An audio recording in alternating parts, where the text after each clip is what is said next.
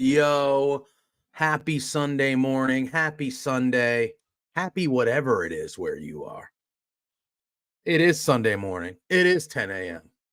And y'all know what that means. It is time for another episode of Firmly AEW. Now, no collision this week due to the March Madness NCAA college basketball tournament. So obviously Dynamite is the main show we will be reviewing today, and then we will talk about Rampage a little bit. Collision will be returning next week. I think this is the only week they'll be missing a collision due to the tournament or anything like that. Although, let's be honest, they really should be missing about 2 weeks from now, because nobody's going to be watching Collision that night. It's fair. Nothing against them, but it's like, it's WrestleMania. I was going to say, if I were them, I understand why they're still going to run Collision against WrestleMania, but if I were them, I would move Collision to Friday or something like that. Or, I know they're taping it. So that week's Dynamite is in Worcester, Massachusetts, not far from me. I will most likely be in attendance to that on my way to Philadelphia for WrestleMania weekend. I'm going to make a pit stop. I'm going to be there for Dynamite. They're taping Collision the same night as Dynamite. So they're doing back-to-back in Worcester that night. It's literally, and I'm assuming they're taping Rampage as well. So I don't know how late that show is going to go. They might tape Rampage on a Wednesday before Dynamite. Yeah, maybe they'll do Rampage before Dynamite and then Collision, but they're doing a double. They're doing a live Dynamite and a Collision taping that night. So obviously they're not doing a live Collision that night because of WrestleMania or for whatever reason. I know they've been taping Collisions occasionally now. So yeah, that's kind of the vibe that I'm getting. So it's at least not going to be a live Collision. Yo, we got Spencer popping in the chat saying, hey, what's going on? Lawrence is in the chat as well saying, hey, oh. Yeah, so it won't be a live Collision WrestleMania weekend, but I assume they're still going to show it on that Saturday. But like you said, it's WrestleMania. Like if any Saturday. So not only then is it going to be going up against WrestleMania, it's going to be taped. It's going to be taped. So, there are some people that will see those results and will want to know those results before it even airs. So it's one of those things where it's like, okay, well, I don't know. That's going to be one of the hard things if you're Tony Khan, right? Because now all of a sudden, I feel like when AEW first started, they were leaning into the Saturday pay-per-views. Like that was them at the beginning. And it was like, ooh, Saturdays is different. WWE does Sundays. AEW is going to do Saturdays. Hell yeah. And then, COVID happened. The world kind of changed a little bit and all these things. And then now it feels like AEW leans in on the Sundays and WWE does a lot more of the Saturdays. So now it's like reverse kind of, which whatever, cool, but then you run into WrestleMania weekend where they're running 2 nights and it's the biggest show of the wrestling calendar. And it's not even just for WrestleMania, but also, no, it's not. GCW's, whatever, everybody's there. Yeah. They're probably not going to do the Friday night because Friday night is the live Ring of Honor Supercard of Honor. So they're not going to put. They've run Ring of Honor. Have they have they? Rampage. All right. So, yeah, I'm just thinking like one of those things of like, how do you? Is it just one of those things where like Tony goes into it knowing like, hey, this is going to be a very low rated Collision because everybody's going to be watching WrestleMania, or the majority of people are going to be watching WrestleMania. I don't know. But Yeah. we got Omar popping in. Good to see you, friends. Our friend Scott in the chat. We got Munzie Talk saying the Cage and Copeland match was a great match, and it is Swerve's House. We are going to be talking AEW Dynamite. We're going to be diving in right now. First and foremost, before we started going off on that tangent, how are we doing today, Drew? How was the week? Is the week good for you? It was very good. After singing Judas last week, your career blew up, obviously. You get phone calls from record labels and all I sorts of shit know, going on. everyone's been calling me up saying, "Hey, you need to sing my song on your show. You need to sing my song on your show." I'm never gonna watch that back, but I appreciate everyone who does. I I I worked very hard on it. If you couldn't tell from me doing some choreography as well. Um, but that's probably never gonna happen again. So, It's fair. enjoy it. Go back and watch last week's show. It was a great show. The whole show was It great. was. Yeah, it was fun. I did my performance right in the beginning. It was very nice. I fooled some people who thought that I was who the hell really thought I was gonna sing Fozzie's Judas? Come on. That song sucks. That song sucks. This guy knew immediately that I wasn't singing that song. I knew there was gonna be some sort of dusty finish or chicanery going on. I knew it wasn't legit. I knew it wasn't on the level, but I didn't want to jump into conclusions, but I knew. It'll be put up for a Tony next year. It's possible. It's possible. Ooh. It was quite the performance. I would, as a cattail, go to right by. Oh, look at that. And then disappears. Looks like so. Yeah, I if Tony Storm, Timeless Tony Storm, would like to give me a Tony for that performance, I would happily accept. Do not step on my keyboard. You're gonna start closing. Oh, that's Lou's favorite thing. Lou's favorite thing to do when he gets up on here is either step on the keyboard or sit right down on the mouse. Sit right down on the mouse. That's his two favorite moves. The good thing is, all I have to do is touch the top and grab the bottom, and she scurries away. Yeah. No, she shouldn't even want to be. She shouldn't even want to be picked Lou's up. a big boy. Lou's a big boy. So like, I'll be like, and I'll go to grab him, and he's like, ah! And then Munzie, I thought, and we're gonna dive into Dynamite literally right now. But I thought that Britt Baker would have been a perfect first opponent for Mercedes, but I really like what they're doing with her in general anyway. But yes. Yeah, we're definitely going to talk about that. Oh, we certainly are. I've got notes on that because I'm very interested in what's going on. Well, right now. This week's show started off, and we were in Toronto. That's where we were. Crowd was hot. The show was a great one. AEW is really in a groove right now. We don't talk about ratings here. We're never going to talk about ratings here. I don't care what your opinion on ratings are. If you're a ratings guy, go somewhere else. I care about the show that I am watching on my screen, and the show that we have been watching on our screen when it particularly comes to AEW has been on fire here, in my opinion, for the last month or a little bit longer than that. So I don't want to hear, oh, they only did it in front of 700,000 or 800. I don't care. I don't care. That doesn't tame or that doesn't make my enjoyment of watching the show doesn't matter on a friggin' number that shows up the next day. Like, I don't care. I literally don't care. So we're not here for that. But this show is in Toronto. It kicked off with one Mercedes Mone. She comes out again looking like an absolute megastar. Walks out, crowds chanting the song. You see Munzie in the chat, CEO, CEO. And she gets in the ring and she starts talking. She says, yo, I'm not here. Exactly, Omar, yeah. But you see, this show did minus 1 gazillion viewers in the ratings. Therefore, it's a bad episode. Exactly. She starts saying that she's not here to start a women's revolution. She's here to start a global women's revolution. And she's talking about, kind of some stuff very similar to the debut promo from a week earlier in Boston at Big Business, but she really leaned into the fact that she was here to start a global revolution, and AEW is the place for her to do so. And obviously she's not lying with AEW's connections with other wrestling organizations across the world, Mexico, Japan, everywhere. and even other ones in North America.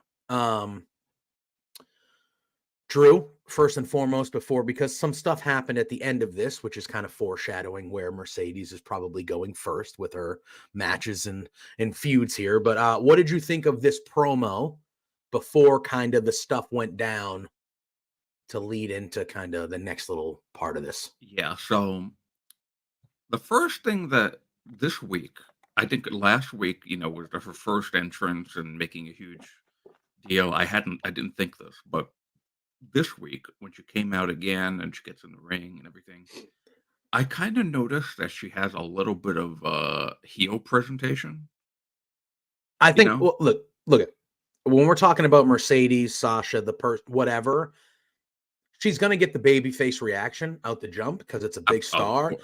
but Absolutely. she makes her money when she is a heel. She is a Yeah. fantastic, in my opinion, at least on the women's, like an all-time women's wrestling heel. Like she is just really, really good at it. That's where her bread and butter is. She can do both, but she's obviously going to get babyface reactions to start. So you're not going to bring her in and pull an Okada right away and turn her heel immediately. You're not. You're Right. going to save her Yeah. this for a little bit until it tempers down. And then I expect to see a heel Mercedes Moné sooner than later, I would think, in No, my opinion. yeah, I agree with you. I think that it sets this presentation already kind of sets up a good way to turn her because Mhm. it's going to feel so natural. Yes, So that I'm really looking forward to it. I like the presentation. I I do really too. do. So I'm thinking, oh, okay, this is um this is perfect for her because, like you said, she is perfect as a heel. That's really kind of like her niche. Oh, She yeah. is a great heel, more than a Mhm. babyface. Agreed. So, and then you know what I thought? Right during it was either before she came out or it was during while she was in the ring. They throw it to this really awesome video Yeah, the package. a vignette, yeah, so they did that after she said yeah, so they did that while she was in the ring. She had Yeah. already said a few lines of her promo, and then they cut to this really, really cool vignette. Yeah, it was really awesome, Yeah. and my first thought, as somebody who's very chronically online, my first thought was, "Wow, AEW finally listened to O'Shea Jackson. They put up a video package for a brand new wrestler. Heaven help us if O'Shea Jackson didn't know who Mercedes Moné was, I know. You gotta and people they need to know. didn't put up a video package of what she's done before her first match." Because, how dare they not do that for every Yeah. single person when you could just go to Google? Oh. Uh, but anyway, back to me not being a dork.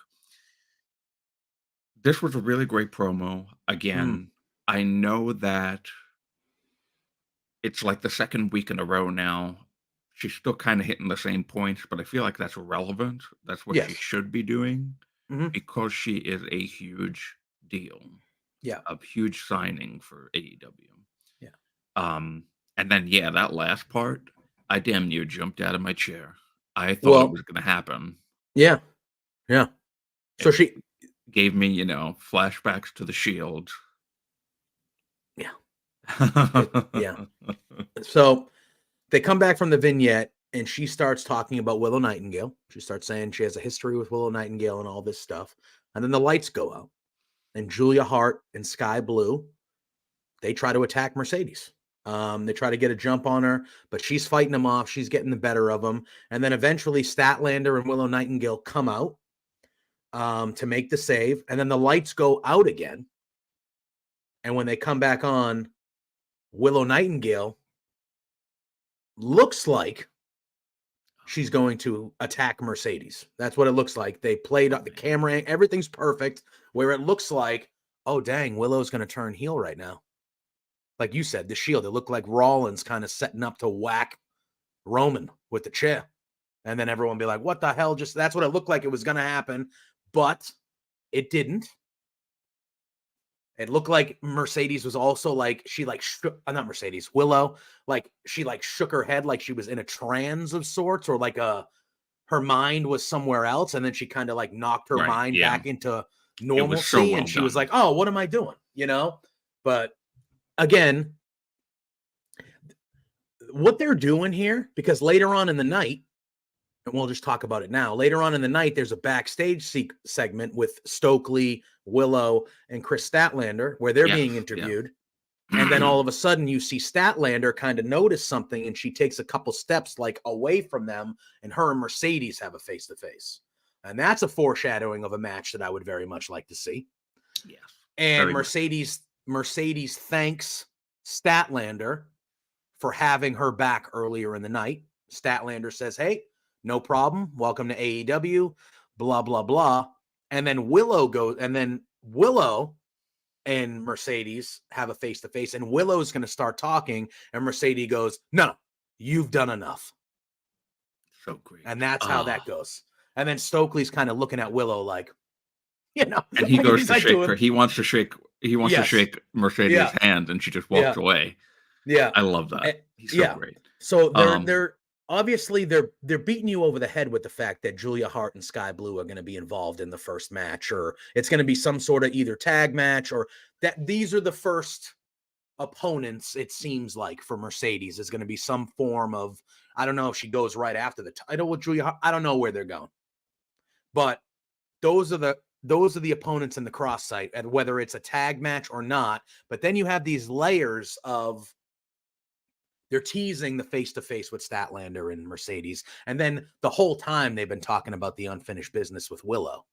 So that match is definitely going to happen. But is I just Willow had going a to be the thought. heel? They're teasing that now. Everyone knows that Mercedes is a better, there's a lot of ways they can go with how they've kind of positioned Mercedes in her first couple weeks here. And I'm digging it. Because I want to see Julia Hart versus Mercedes. I want to see a tag match with Statlander and Mercedes versus those two, or Willow and Mercedes versus Sky Blue and Julia Hart. But I also want to see Mercedes versus Statlander, and I also really much want to see a proper match with a proper finish with Willow and Mercedes. I want to see it Yeah, all.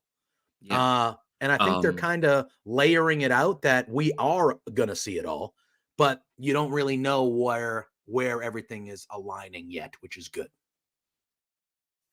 yeah. So I just had a thought while you were talking there. Um, I wonder if maybe seeing how they shot this past 2 weeks between Yeah. Willow and Mercedes, and Mercedes bringing up Willow both last week, this week, and then in her opening promo, where Yeah. they also showed her and Willow in the New Japan match and everything in the Mhm. video package. Um, I don't have any insight on this, but I'm wondering because you mentioned Brit. Yes, I know It we had talked about that, or I have, but yeah, Munzie in the chat mentioned her at the beginning of the show. Like, are we getting it that match it soon? is it is a little strange that she's still not been around. I Mhm. don't know if she's injured. I don't know what's going on there. Um, but I just had this interesting thought while you were talking Yep. there. So I'm Mhm. wondering, based off of what we've seen so far, could it be that Willow, there Mhm. is a tag match, like you said, like Julia and Sky Blue being involved with a tag match. Julia and Sky Blue versus Willow and uh and Mercedes. And that's Mercedes' Mhm. first match in the company. Willow turns on Mercedes in that match, and she aligns with Julia and Sky, Mhm. which is like what was kind of gonna happen last year, Yep. but then they just decided not to do that anymore. I don't know why, but she started getting that like she had the eye makeup for a little bit. She had like the blonde streak in her hair, Mhm. but then they just dropped it. Yeah. So the lights going out and then coming back on and her with the chair and then kind of like having to just like shake it off for a second. Like, oh, wait, no, this isn't what I want to do.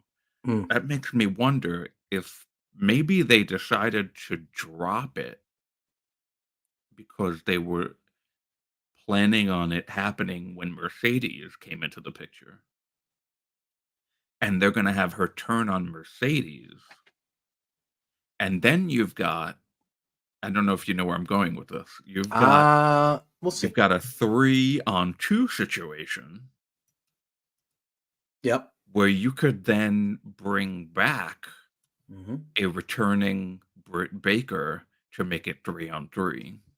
Good. Good. So then it would be Julia, Sky, Willow versus Mercedes, Chris, Britt Baker. I think And that could work. you have them on the same team at first, both as baby faces, because like Muncie said, or not Muncie, sorry, it was Scott. Scott said that she's not sure that he's not sure that Mercedes will ever be a heel Mm. because she'll get cheered too much. Scott, Not eventually. She's getting cheered a lot now because yeah. I you have to understand that she knows how to get people to boo her. And I was gonna say the best heels, regardless. Like it was the same thing when CM Punk first showed up. He was a good guy getting all the cheers. If CM Punk at any minute was turning heel, he would get the people to boo him because he knows what to do and he knows what to say. Mhm. That regardless of And how it was happy and how yeah, many cheers he's getting, and Mercedes is the same way. She will it get was people to starting boo to her. happen when he came back when Collision started, Yeah. Oh, 100%. And he was and he going to was go leaning heel. Like into he it. was leaning that way. And he Mhm. would have been the most hated guy on that company if things didn't end up the way they ended up. Because and I feel the same with Mercedes. When they give her the go ahead of, hey, we want you to start leaning in or turn into a heel, she will get people to boo her regardless. She might get the initial pop when they come out, but a lot of the heels in AEW do, and then once they start doing their thing or whatever, then they get the boost. Right. Okada's been getting cheers when he first comes out since he's been there because Okada in AEW is fresh. But guess what? Once he starts wrestling and doing his thing, the crowd is booing him. We're going to talk Yeah. about him in a few minutes here. Right. When Like, you beat beloved, crowd favorites, yeah, yeah, there's that's ways a to way to do it. start getting If booed. Mercedes all of a sudden a couple months from now turns on a babyface Britt Baker or turns on a Chris Statlander, you know what I mean? Like, there are going to be people in the audience that are like, hey, we like this person. Screw you, Mercedes. And that's how that's going to go. But and then the thing too, because I saw Scott's new comment that just popped up. The thing is that there will always be people cheering her regardless. Oh, for sure. But at one right now it's all cheers. Maybe a couple months from now, like you're saying, she turns on Britt. People are still gonna cheer her. She's still gonna have Hmm. her fans. Yeah. But instead of hearing 100% cheers, you're gonna hear 50% cheers and 50% boos. And Mm. then maybe you'll hear 70% boos and 30% cheers. There Yes. will always be cheers. That's just natural. That's what's gonna happen. Yeah. I But mean, and again, this is an AEW podcast or show, but like Roman Reigns still gets cheers every time he comes out. And he's been the biggest bad guy on the show for 3 years, but people still cheer him. But guess what? I think if you're good enough and you're that caliber of talent, you'll figure it out. You're well, going to be Chris, fine. you know what? If you Yeah. wanna keep it to AEW, AW, Jericho, Christian Cage. Christian Cage. Yeah, you have all these guys. Early Jericho was getting cheers when he was a bad guy because he was Chris Jericho. Christian Cage right now is one of the most over guys in the whole company. And he is a dastard talking about people's dead dads. Literally, like talking about dead fathers. And he gets laughs and cheers and all these things when he does that. And he gets universal praise for how good he is, even though he's one of the most dastardly Right. bastard heels that they have ever had, ever. Because what you do and what they've done smartly with Christian Cage, they pair him with somebody that the crowd likes more. They Mhm. pair him with Adam Copeland. They pair him with Daniel Garcia. And that's when you see in the matches that they book, Christian Cage is the clear heel, even though he does get cheers Yeah. and laughs and admiration from the crowd. You pair them with people that the crowd loves more, that are actual, natural baby faces. So Mercedes will always get cheers, Hmm. definitely. But what they'll do is they bring in my what could potentially happen fantasy world, Hmm. Britt comes back, aligns with Mercedes, fights the fight against Julia, Sky, and Willow, or whomever, if it's not Willow. Yeah. That program ends. They split a little bit, or maybe they do a little tag or whatever they decide to do together. Later on down the line, 7, 8 months, whatever, Mercedes turns on Britt, or it doesn't even have to be Britt. It could be another big baby face. It could be Chris. Hmm. It could be Queen Aminata. Could be Could be anybody. whomever that the crowd are really behind. Then those 100% cheers turn into 50% cheers because Hmm. now everyone wants to see Queen Aminata beat her. Everyone wants to see Britt beat her. Everyone wants to see Chris beat her. And that's how you get, I think, like a modern day heel. A modern Yeah. day heel really isn't. I mean, look up MJF. Yeah. MJF, when he was a full fledged heel, was not getting 100% boos. No, I he would say wasn't. honestly, the only two people that I know who get honest to God boos, Don Callis, Yep. Dominic Mysterio. That like they're the only two, honestly. Yeah, That I would say they're definitely up there. because like you said, Roman gets cheers. Everyone, people throw up the ones for Roman. Oh, for Christian sure. Cage, people are cheering for.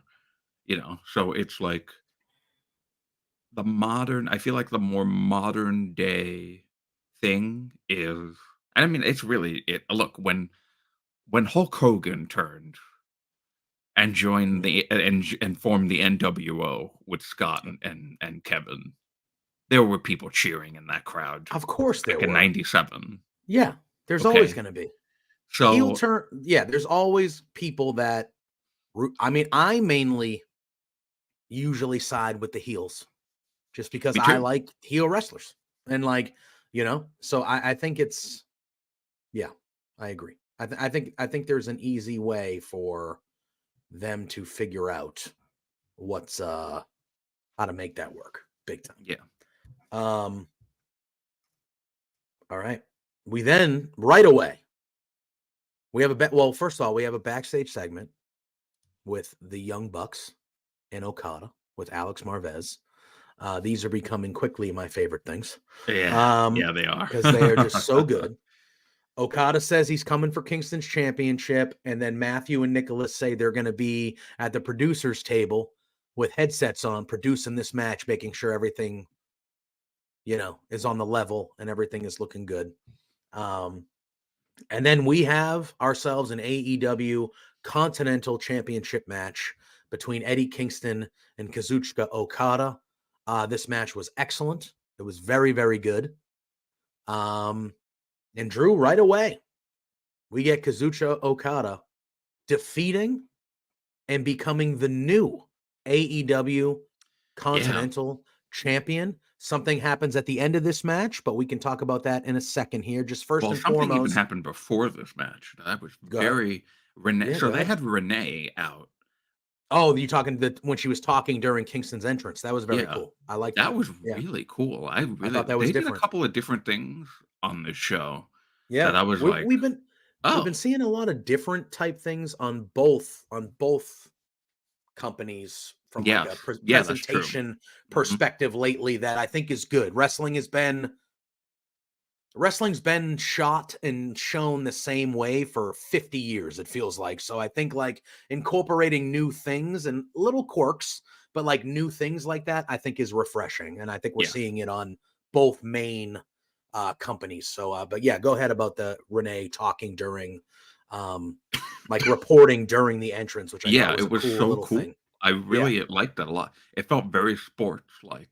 Yes. Like, you know, here's the Sideline reporter. person. Here's the sideline reporter Yes, right. talking when the action had just stopped for whatever. Or like that's what it felt like to me too. It felt very sports. Had a sports feel to it. I liked it a lot. Yeah. And then we just talked about it too, but when they did the backstage segment with Mercedes, Chris, Yes. and Willow with Renee also, Hmm. uh, that also was like they don't do like backstage stuff like that. Like that was really backstage. It wasn't Yeah. just standing behind the AEW screen doing Yeah. a thing. That was like backstage where the trucks are and the people parking and stuff and all the, you know, the boxes with all the tech equipment. Like that's backstage. Yep. I really liked that. I like that I did stuff. too. So I hope they do more of that. Yeah, I thought it was very, very good. And I liked it a lot. I like presentations like that and things that catch your eye and are different. Um and then when you're leaning into the match, what did you think about the match that happened? Were you shocked with Okada winning? Or were you expecting Okada to win? Well, I I was a little surprised, but Okay. I think it was kind of clear that it was gonna happen because how did Okada lose his first singles match in the company? Yeah, it's fair. So I'm like, "Okay, probably Eddie's losing, but how is Eddie losing?" Hmm. And I think I said this on my news show, on the Roundtable show yesterday. I was I feel like they didn't directly help in this match, Yep. but they helped by making Eddie wrestle a few times since Okada debuted. Like that he Okada attacked him Mhm. in his debut and they were beating him down. And then they had the trios match on Collision just last Saturday. Yep. And they've been like wearing Eddie down. So I feel like that was part of the plan to get Okada Yeah. help because they Hmm. couldn't physically help in the match because every continental championship match there is no interference that's allowed Correct. And nobody so nobody allowed at ringside or um anything. So, yes. Yes. no managers, no team members, no nothing. It's just two people in the ring and the referee, and that's it. Yep. So um it was similar, like in a similar fashion to how Adam Cole wore MJF down leading up to the World's End match because that was the goal, was to get him Hmm. worn down to the point that he was going to lose his title. So that's I felt like it was a similar thing to that. Um, Okada has incredible facial expressions. Oh, he's great. Like they're kind of over the top in a sense with his selling, but I just love it so much. I agree. It's really great. And then an interesting wrinkle in this match, and I don't know if it's something that they're gonna do more going forward. They showed the Bucks next to Tony Khan in the back on headsets, and Tony looked so uncomfortable. He did. He looked like he didn't want to be there for that. Um, Bless him. yeah. Um, God but bless. He's it's like fantastic. I think that added, in a sense, I to that agree. whole deal. Like, he's naturally just uncomfortable being on camera, but I think it made it look even better because Hmm. now he's not just uncomfortable on camera, but he's uncomfortable with them being next to him, being the douchebags that they Correct. are. Correct. So, um, so that was just beautiful, and I actually do hope that they do that more. I agree. Um, and the funny thing is, like, I had planned for their match to have an interference in it because I'm like, "Oh, you know, I feel like this should be on a pay-per-view." So I said, Mhm. I think I had said on Firmly last week that, oh yeah, there should be like an interference in this match to cause a DQ or something to carry it to Dynasty. Yep. But then I forgot. I forgot that um there are no interferences in these matches Yeah, there are because not. it's a No. Continental Classic match. So Correct. if I had remembered that, then I wouldn't have even said that because, well, of course there wasn't going to be one. Um. So yeah, but I really enjoyed this match a lot. Okada as a heel, very much enjoying. Oh my That god. legitimately I shocked me that I they brought him in as a love heel, it. I love but it. I'm loving it. Oh my god, dude. I literally, yeah, I am literally, I know we talked about it when it happened a couple, when he first debuted and how all of us and you and Mike were like, "Oh, we weren't really expecting him to be a heel." But then the second it happened, it was kind of like, "Okay, we're in on this. Like we like this a lot." I am digging it. I'm digging what they're doing with Alex Marvez and those little interviews and promos they're doing, like Okada making him sing "Happy Birthday" to Matthew Nicholas a week ago, Oh, that like was making him incredible. sing it, That was Okada, like being incredible. like, "You sing Happy Birthday," like that type of stuff. Like I'm all in on it. I think Okada is, yeah. And you know what we saw at the end of this match is we saw Pac come out. Oh yes, that's right. And the last time we saw Pac, he said, "Tony, I said I want to get in a little bit of trouble. You're not really giving me stuff that I consider trouble. So either you give me someone that I feel fit, or I will find trouble myself." And we see Pac come out right at the end when Okada is crowned a new champion.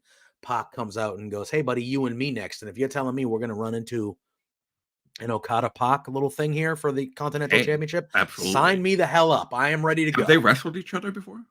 That I'm not gonna sit here and I honestly don't know. I know that I don't remember them wrestling ever, but I am not outside of the AEW WWE landscape. I am not Okay. the a knowledge king, so I don't know if they've ever fought in you know elsewhere back in the day or whatever. I don't know, but to me, I've never seen them fight, so this is new to me, and I am all in on Okada and Pac going for that belt. All in. See what I Mm. did there? It's what they Ah. call professional. It's what they call being a professional, guys. It's what they call being a professional. Okay. Then we have Swerve. Whose house? Swerve's house. Swerve's house. He comes out for an interview with Renee Paquette. Uh, and he issues an open challenge for the night. He says, "I'm issuing an open challenge tonight. I'm here to fight. I'm here to fight. I'm issuing an open challenge." Um, any other were there any other notes that you got from this little uh No, it chat was with just Renee? Was just the open challenge. He was, yeah. "I'm here to fight. I want to fight, so I'm doing an open challenge." Um, we already talked about the Chris Statlander, Willows, Mercedes things. That's actually what happened next on the show. But what happened after that is we had our one-on-one match between Hook and Chris Jericho. It was a pretty decent match. I'm not going to sit here and just say that the match stunk because I'm not too No, high it on one of the competitors. It was a good match. It was a good yeah. match. I thought Hook looked great. I thought Jericho filled the role that he was supposed to fill. Hook ended up defeating Chris Jericho, and I thought Jericho was going to turn. I thought that's where So they did were going I. to go. Um, Although it's not but over yet. it's So not over, and I do think that's probably what does happen here. Which again, fine. But Jericho kind of puts a fist bump out as like a sign of respect. Hook does the fist bump, and that's how this thing ended. Like I said, I'm not going to sit here just because I'm not a huge Jericho guy or like he's just not interesting me lately. I'm not going to sit here and say the match was bad because it wasn't. And I think it did. I think, regardless of how you feel about Jericho, the match did Hook some favors. It was a legitimate match, and it's a big win for Hook. Like he's beating a former AEW world champion. It's a big win for Hook. It makes Hook look good. They're clearly going to continue this a little bit longer. Um, what'd you think about Hook and Jericho? And where do you think Jericho does officially turn on Hook at some point here? Or because they're clearly going to keep on going. This wasn't the end of what they're doing with Jericho and Hook here. Unfortunately. So, Um, for a moment, so this match started, and Hook is getting in all this offense. I was mhm, like, "Oh my god, is this going to be a squash match?" yeah. I was a little joyous. I was like, "Oh, ooh, squash him," and it didn't end up happening. But I will say this: for all the shit that I talk about Jericho, Mhm, the Judas in everybody's mind in AEW, yep. I can't knock his wrestling. I can't because No, he's good. He he makes it work. he bumps his ass off, Mhm, and he does still to this day really good looking high flying moves. You know, the lion salt, and he goes up to the top rope. He does these moves, and I think he's about 50 or 51. yeah, he's up I there. don't. Yeah. Um, I can't do that shit. No. So I can't knock him for it. Like he does still wrestle at a very good pace Mhm, and keeps up with the younger talent in the ring. So I can't knock him for that. I hate a song, but I appreciate and respect the wrestler Chris Jericho. yeah. Yep. And I thought this was fine. We then have a vignette of Adam Cole, Bebe, and he is talking about his disappointment in Wardlow and his failure to This win the AEW World ruled. Championship. This Yeah, it was very good. It ruled. was You very good. you go on, and I'm gonna say why it ruled. Go ahead. Yeah. And then Adam basically says it's now his job. It's now Wardlow's job to make sure that the rest of the Undisputed Kingdom keeps all their gold because he was a failure and couldn't. And he purposefully mistakes. He says you were supposed to bring me. You were supposed to win the AEW World Championship. So he does that little thing, and then he says now because of Wardlow's a failure. Oh, we got Dash, our boy Dash, saying that Jericho's almost 54 years old.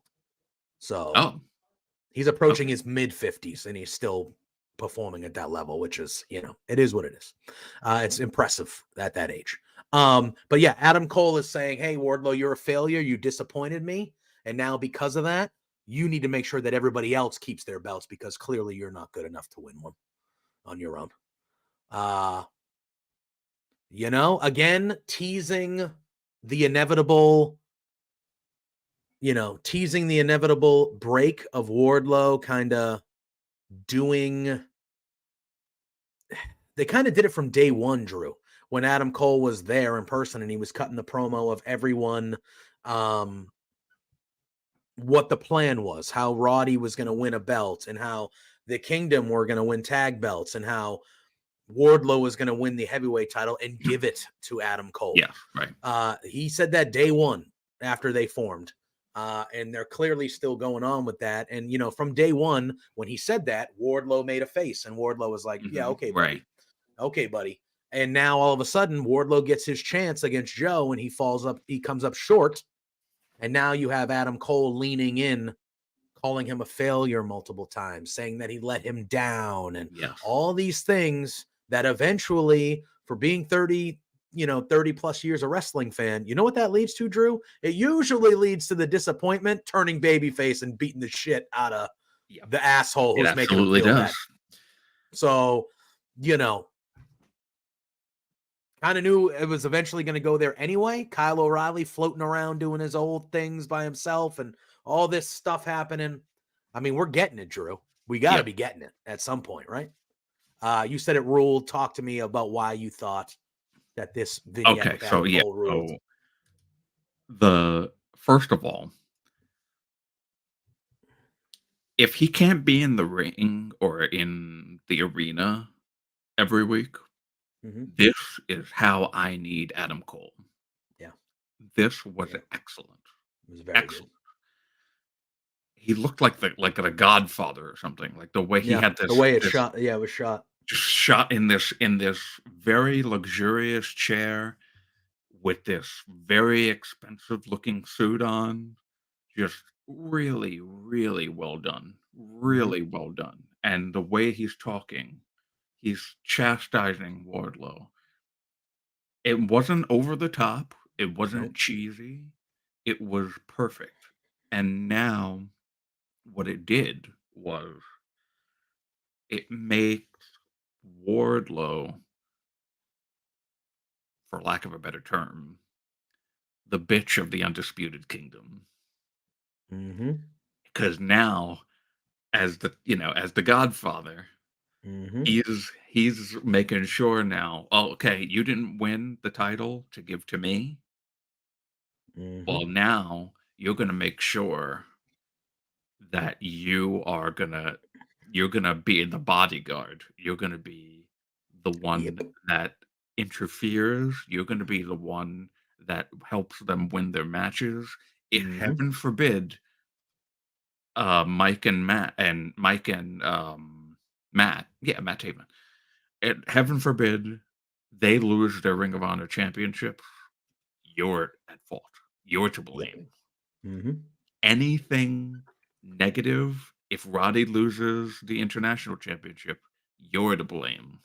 Mhm. You better make sure that they keep those titles, we win our matches, Yep. and if one bad thing happens, it's your fault. Nobody Yep. else's fault. Agreed.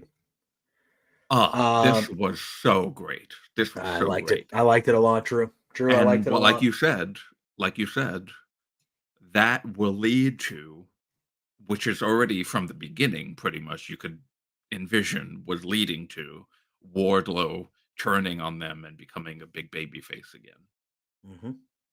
So I can't wait. Mhm. It's gonna be great. It's gonna be really good. It's gonna be really, really good. And I think they've been giving Wardlow those promos leading up to the championship match to kind of give him a little bit of like. I think by the time they do it, Wardlow, the crowd will be behind Wardlow, and he will be kind of where he was supposed to be after that MJF match a couple years ago. I And think they're going to get so him back.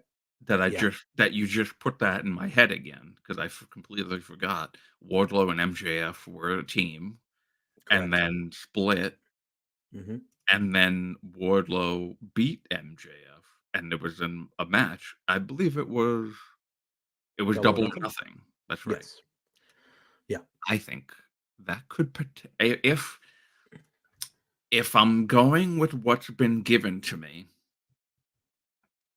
if I'm going with what's been given to me, Hmm. MJF comes back to help Wardlow. So Oh, okay. wouldn't it be fitting So are you saying like eventually when it's the Undisputed Kingdom against Wardlow, MJF will come back inside with Wardlow yes, to go after Adam Cole and the gang because obviously they turned on him. right. That makes sense. I think that That makes MJF's sense.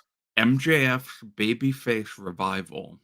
What I was gonna say, Spencer said, "Isn't this exactly what they did with MJF?" It's Oh, yeah, similar. there you go. It's similar, which would make sense with what Drew's saying that down the line, MJF, even though Wardlow and MJF clearly have a history, it would make sense that MJF would come back and you would kind of see the unlikely alliance. Um, Which I yeah, there you think go. Like will Dash, very similar. Keep Wardlow suppressed until he goes full powder keg, yeah, just explodes, and that's it. And then he's and to the then moon. he will need help, and the help will come in the form of MJF.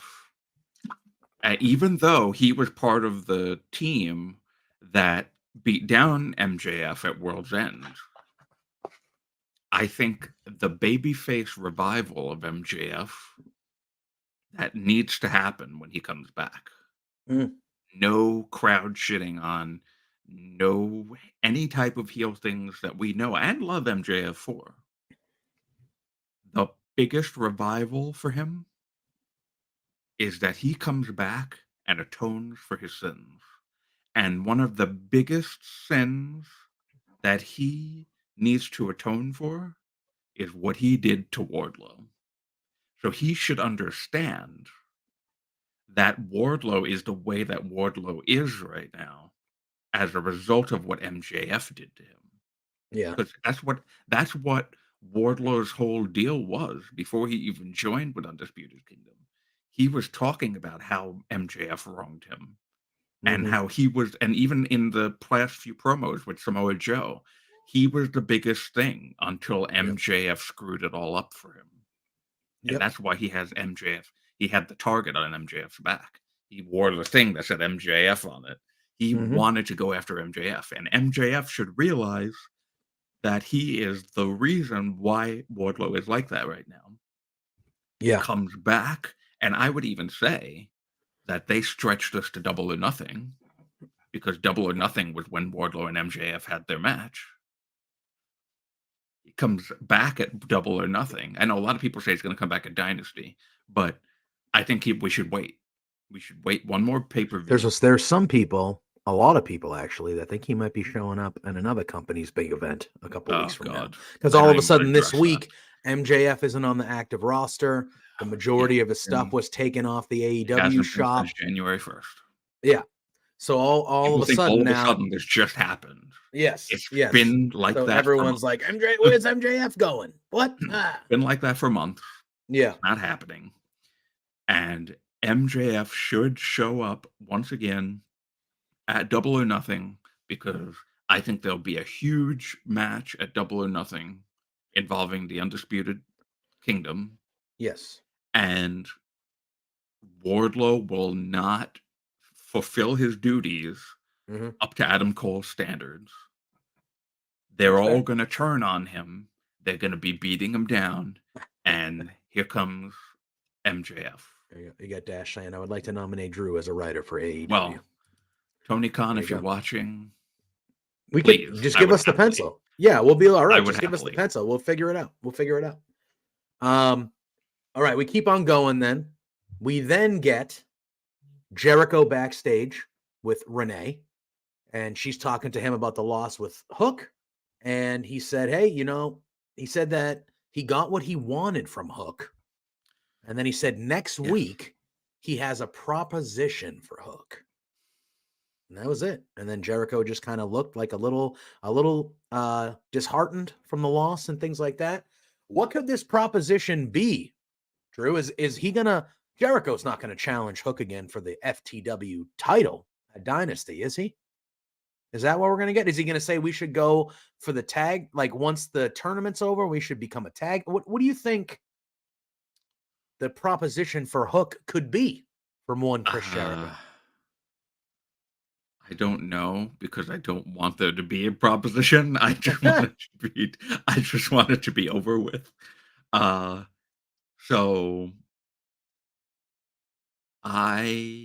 okay, maybe it's he's trying to lure him into thinking that they're going to do something together, but then he And turns then on he him turns next week. on him. Yeah, Could be something. that. I mean, I don't see another way that this could go Yeah. without What Jericho else? What turning else on comes Hook. of this? Honestly. They're not going to be. They don't need to be a tag team. They don't need to. They can end up being friendly to it, but like, there's no other way this can go besides Jericho turning on Hook. It could. What I see is it turning into a tag thing.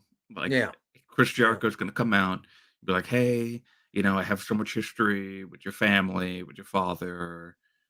You're amazing. We should do a tag run.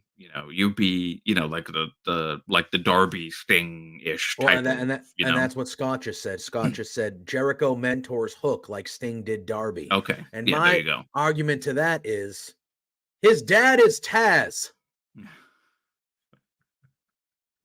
His father is Taz. So and don't get me wrong, Jericho wrestling knowledge, learning from Chris Jericho as a pro wrestler, I'm sure you can learn an infinite amount of pro wrestling from being around Chris Jericho. All right. He's been doing it at a high level for damn near 40 years. Yeah. I get that. But Hook's father was also a pretty damn good professional wrestler. Agreed. Yeah. So why do you need another mentor when your dad, who works for the company you work for still is there. Like, why? I don't get it. Why wouldn't you just go to your dad for? I, I Yeah. just, it's just not necessary. So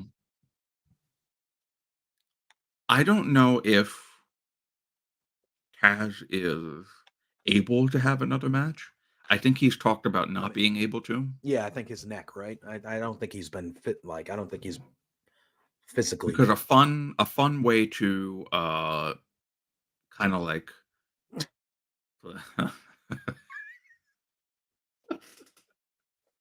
Oh, I think that's actually Jericho's oh wife who teaches that class. But who am I? um Um, I don't what a fun thing from this could have been because you mentioned not Taz works for the company. yes.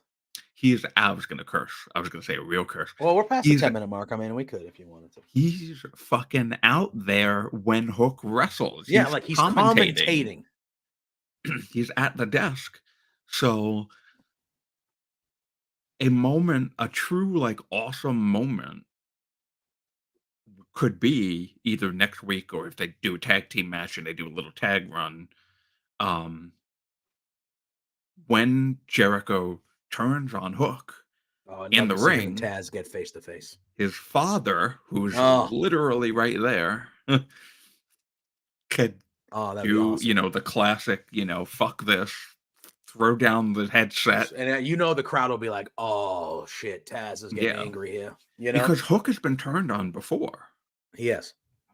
And with Taz there Mhm. at ringside commentating, and I'm like, Yep. ah, man, this just come on, can we, but I understandably if Taz can't because Yeah. of his neck or whatever. Yeah. Um, If it was but man, Jericho, though, Jericho and Taz obviously have a history because they were right, wrestling in the ACW together, WWE together, all these places together. So that adds, Taz ain't gonna go confront Jungle Boy. Jungle Boy's 35 yeah, years younger right, than him. right, Like that's not gonna matter. But if it's Jericho, one of his like not obviously a colleague, they all work for AEW, but like a former like colleague of his where they wrestled together, wrestled against each other all the time, like that is a different element if Jericho's turning on his yeah, son, like his young son, and Taz is like, no, no, no, no, no, no, no. I'm stopping this. Don't think so. And he gets in Jericho. That would be awesome. I would lose my mind. I love Taz. So I would be like, oh, that would be great. But obviously, if he's not physically there's still a way that he could get involved and like kind of stop it and get in Jericho's face. But if he couldn't physically do anything about it to yeah. an extent, you got to figure that out. But I think it would be But yeah, very cool what for I think Taz to is get involved. so to end this, I think what is going to happen is next week Jericho offers up tag team Hook Jericho, do a little mentorship like Scott mentioned, like that type of a thing. Mm. And Jerry Hook. There you go. Jerry Hook. Jericho, Jericho. Probably what it would end up being called. Yeah, who knows? And you just add OK at the end of Jericho's name and it's Jerry Hook. There Yep. you go, right there. Yeah. Um so it's that's probably what's gonna end up happening. And that'll go for a pay-per-view cycle, maybe. And everyone's still gonna hate it Mm. because it's taking Hook away from doing things that he could be doing, better Hmm. things that he could be doing. And then Jericho turns on him, and we'll see what happens. Maybe maybe we'll all be shocked, and Taz actually can come out of retirement for one more match. Or someone else that I thought of that who is currently wrestling and has been wrestling in AEW from time to time, who has also wrestled with Hook, RVD. I'll have RVD come out and make the save if Taz can. You could. And You could. actually, I believe RVD is already supposed to be on the 420 edition of I think it's Collision. Is that true? Because it's 420. I feel like I remembered hearing about that. That would be, yeah. And yeah, 420 RVD and is Hook clearly Saturday, have yes. been, yeah, RVD and Hook have clearly been teaming up before. So that would obviously not be something that is shocking, so that they could go that way if they wanted to, if Taz is not physically ready to go. We then had Tony Schiavone in the ring, and he welcomed out once again Will Ospreay. I continue to be impressed with Will Ospreay on the mic. Every week, I just continue to be. I thought this was another outstanding promo from him. He talks about his match coming up with Danielson. He talks about the Danielson Shibata match from the previous Collision. And he says, what a great wrestling match, like fantastic, two of the best in the world. And he says it was just a great wrestling match. And he says, all right, I need to lift my game up a little bit. So he challenges Shibata to a match that we are going to get on, I believe it's Dynamite, right? We're getting it on Dynamite. Or is it next week's Collision? It's Dynamite, correct? Yes, I'm pretty sure. He then challenges Shibata for a match to kind of match Danielson with going against Shibata. So this Wednesday night, we're going to get Will Ospreay versus Katsuyori Shibata. That match should be quite incredible. Free TV, and we're just getting all this incredible stuff. We have another match that we're getting on free TV, which is going to be incredible as well, that we'll talk about in a little bit because it was set up next or in a couple matches from now. But yeah, so that's what we're getting. Will Ospreay has a lot of passion in his promos. I believe every word he's saying. I believe every word he's saying, and I believe that he believes every word he's saying. And again, we talked about it. I knew he was one of the best in-ring wrestlers in the world, and I knew he could talk, but I did not know he was as good a babyface promo as he has been here when he's been cutting his promos with Schiavone. And this guy, to me, already, for me, I'm like, once he gets out of this callous stuff, once this is over with here, this guy needs to be fighting for world titles. Like, this is where he immediately needs to be up there. He is a face of the company type guy to me. Yes. Oh, absolutely. Immediately. And I knew he was in ring. I did not know he was a full package, and as full a package as he currently is. I have been nothing but impressed by Ospreay, especially on the promo side of things, because I just didn't know he was that good at it, to be honest with you. And yeah, I mean, in the next month or so, we are lined up to get Will Ospreay fighting Shibata. He's obviously going to fight Danielson. Who knows who else he's going to fight on the way to Danielson? And who else Danielson's going to fight on the way to Ospreay? But these guys are just having bangers every time they wrestle. Yeah, so a couple of things I wanted to mention about this. One, he is one hell of a promo, honestly. Like, I did not know that until the past few weeks. He's just blown me away, honestly. I really love that he's like, oh, yeah, Bryan Danielson talked about me not being able to fill his shoes. Well, that's because his shoes are too small. I got a chuckle from the crowd. That was a great line. That was a great line. And he also said the line where he said, hey, when I was over in Japan, the place that you wanted to be a star. And he goes, when I was over being a star in Japan, the place where you always hoped you would be a star, but you never did. So he's doing the little digs here too, which is nice. So what I think is a brilliant idea, if they decide to do this, is... Bro. Yeah. If they decide to do this, I think this would be really awesome, is anything you can do, I can do better type of a thing. Danielson wrestles Shibata. Now Ospreay answers. Ospreay wrestles Shibata. Danielson wrestles this person. Ospreay wrestles this person. And obviously they're both going to win. Yeah. But I feel like it's like one trying to one-up each other to their match at Dynasty. Yes. I think that's a great month of television for that feud. Danielson wrestles someone on Collision. And Ospreay wrestles that person on Dynamite. Yeah, that's Danielson wrestles them on Collision. Yeah. Ospreay on Dynamite. And that's that's the month of TV leading up to Dynasty. Mwah. Mwah. Mwah. I think that would be excellent. I love it. I love everything they're doing there. And obviously the Danielson Ospreay match is going to be stupid. It's gonna be so stupid how good, like just dumb. It is. It's gonna be Stupid dumb. stupid is the perfect word for it. It's gonna be dumb.